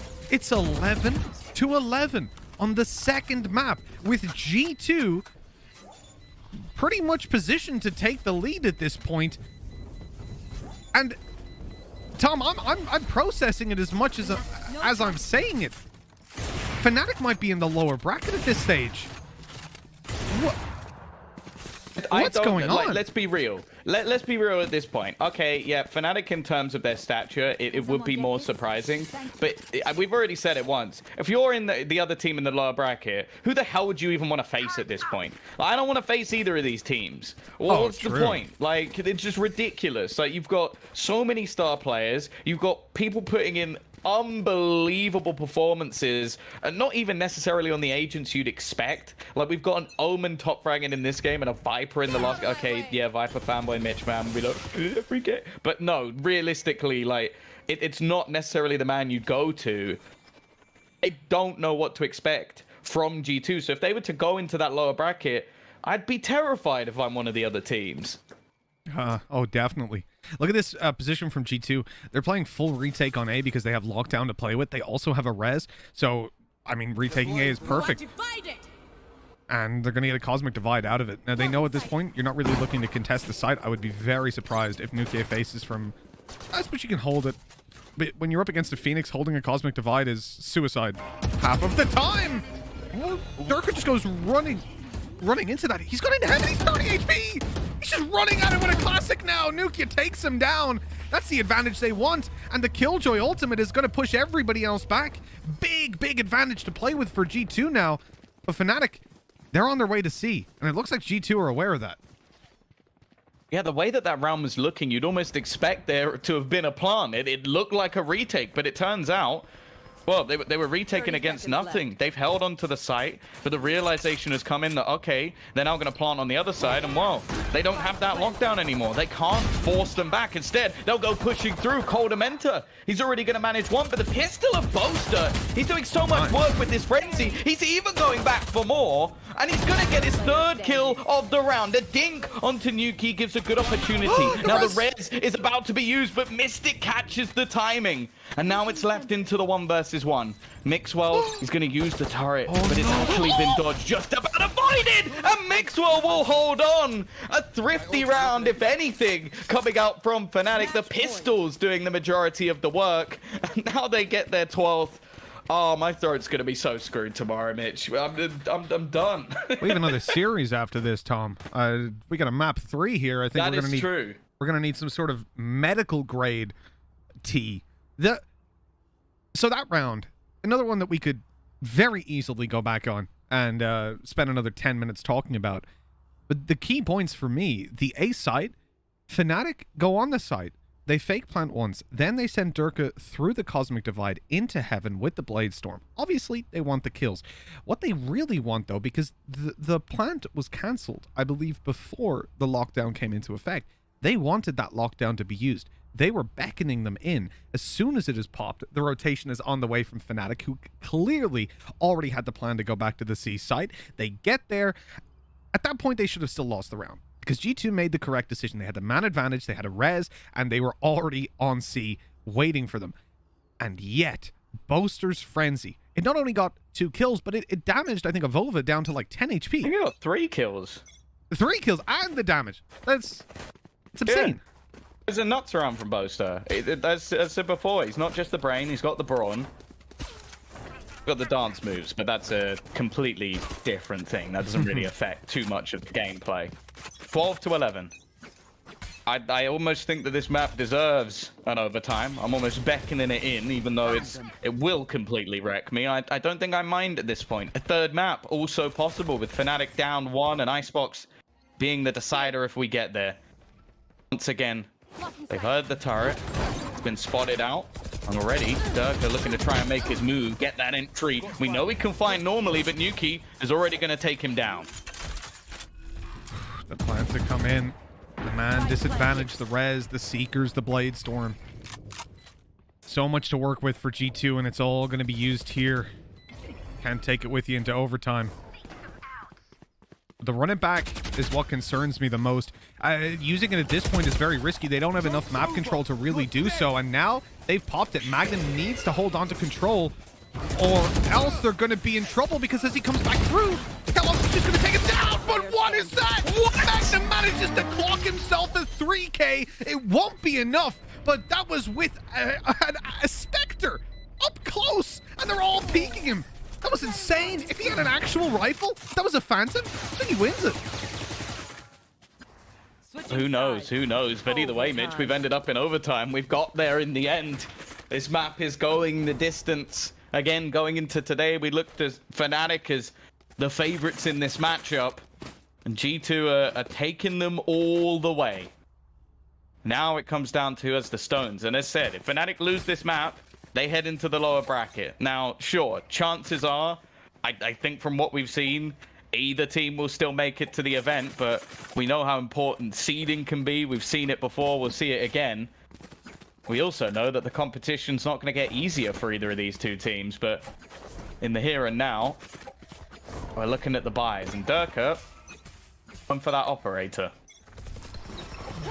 Not a surprise, really. The operator in his hands is a dangerous thing, but in overtime it comes with its risks.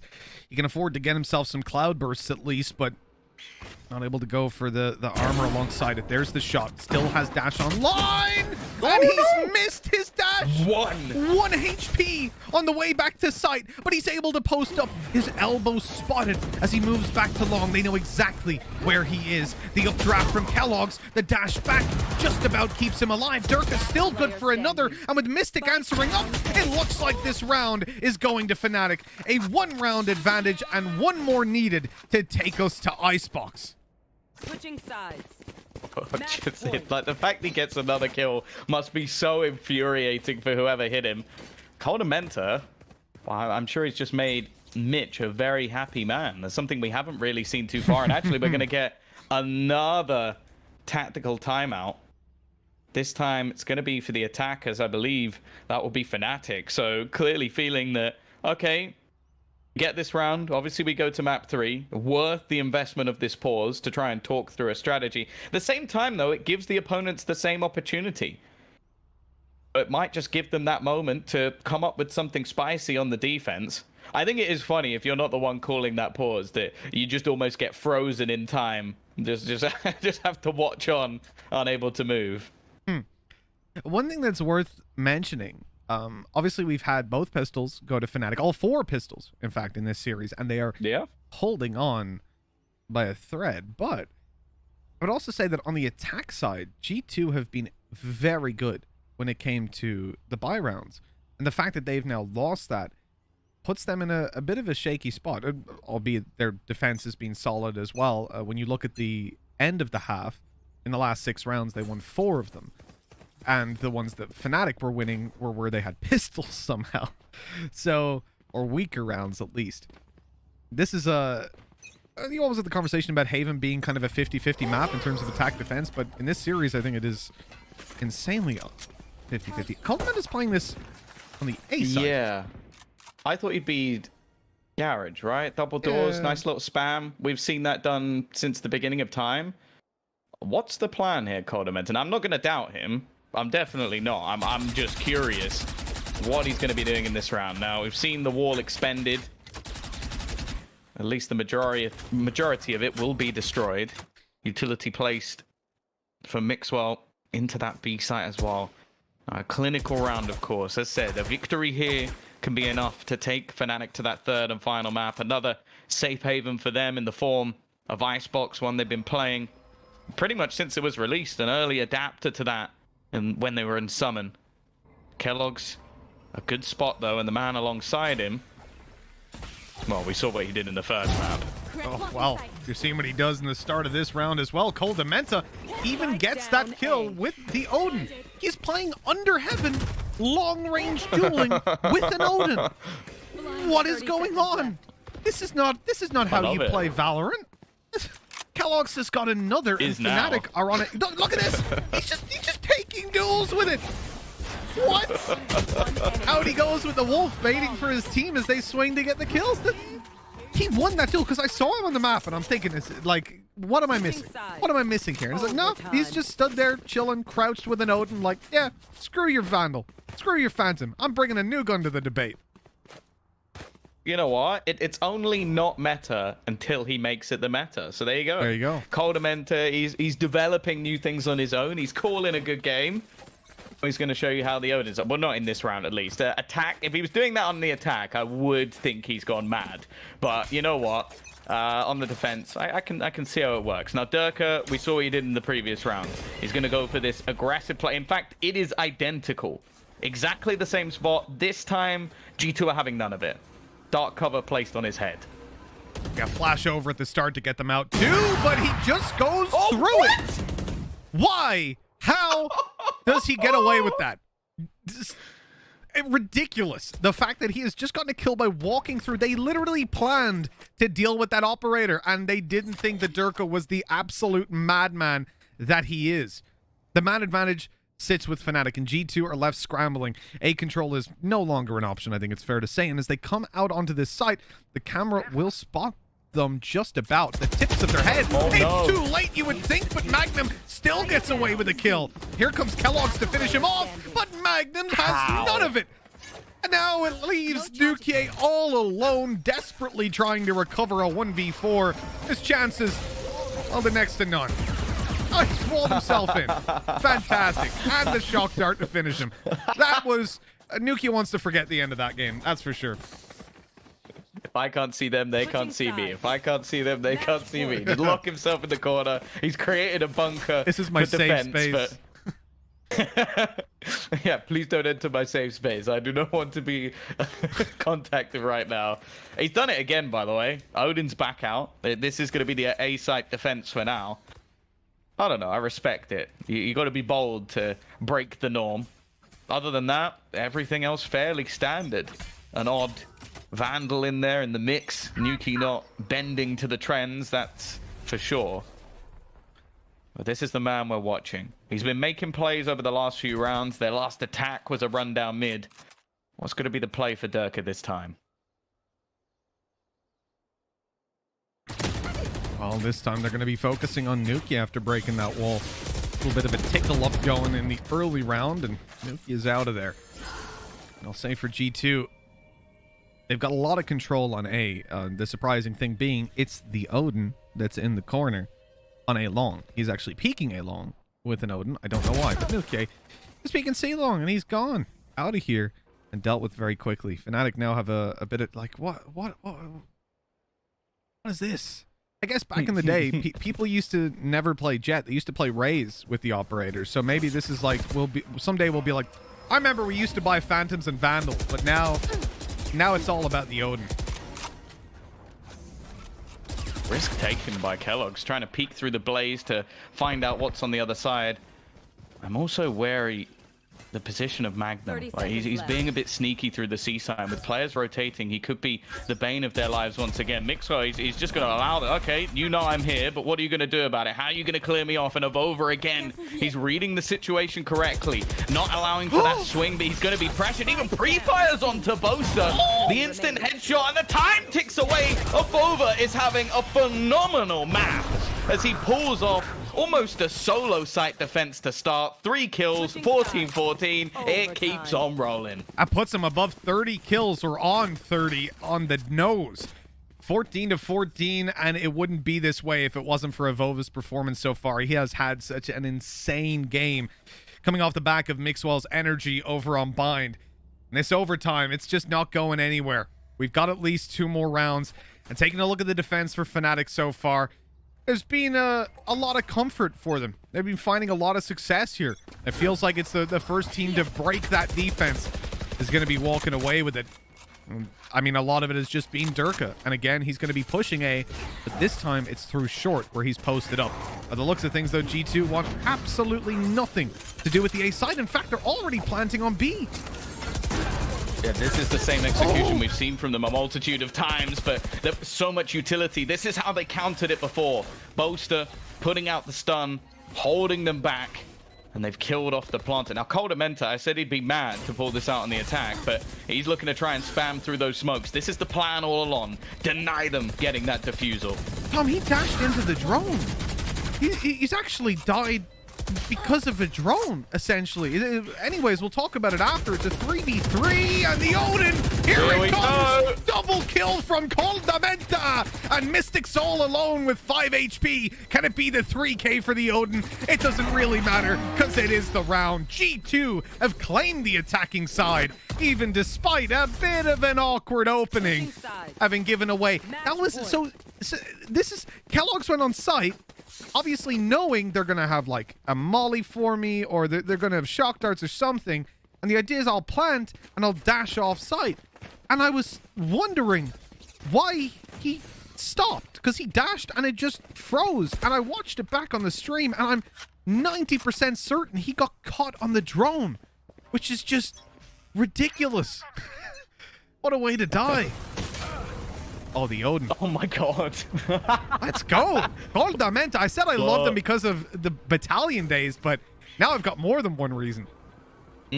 I said I'd call him a man if he did it on the attack. Well, he did, and he made it work with a very well set plan. And now they have the chance to finish this mix while he's gonna peek through, and that could be it. A quick double to open up this round. He's been a bit quieter on this map, that's for sure, but those 2 kills could make the difference. He will eventually be traded out though. Bolster has found one back in response. The heals will come through for Kellogg to give him a little bit extra in this fight. After plant looking inevitable, but they're playing patient. They're waiting. The spike yet to go down. And here comes that big green gun. Not quite in the Counter-Strike meaning, but instead it's the Odin.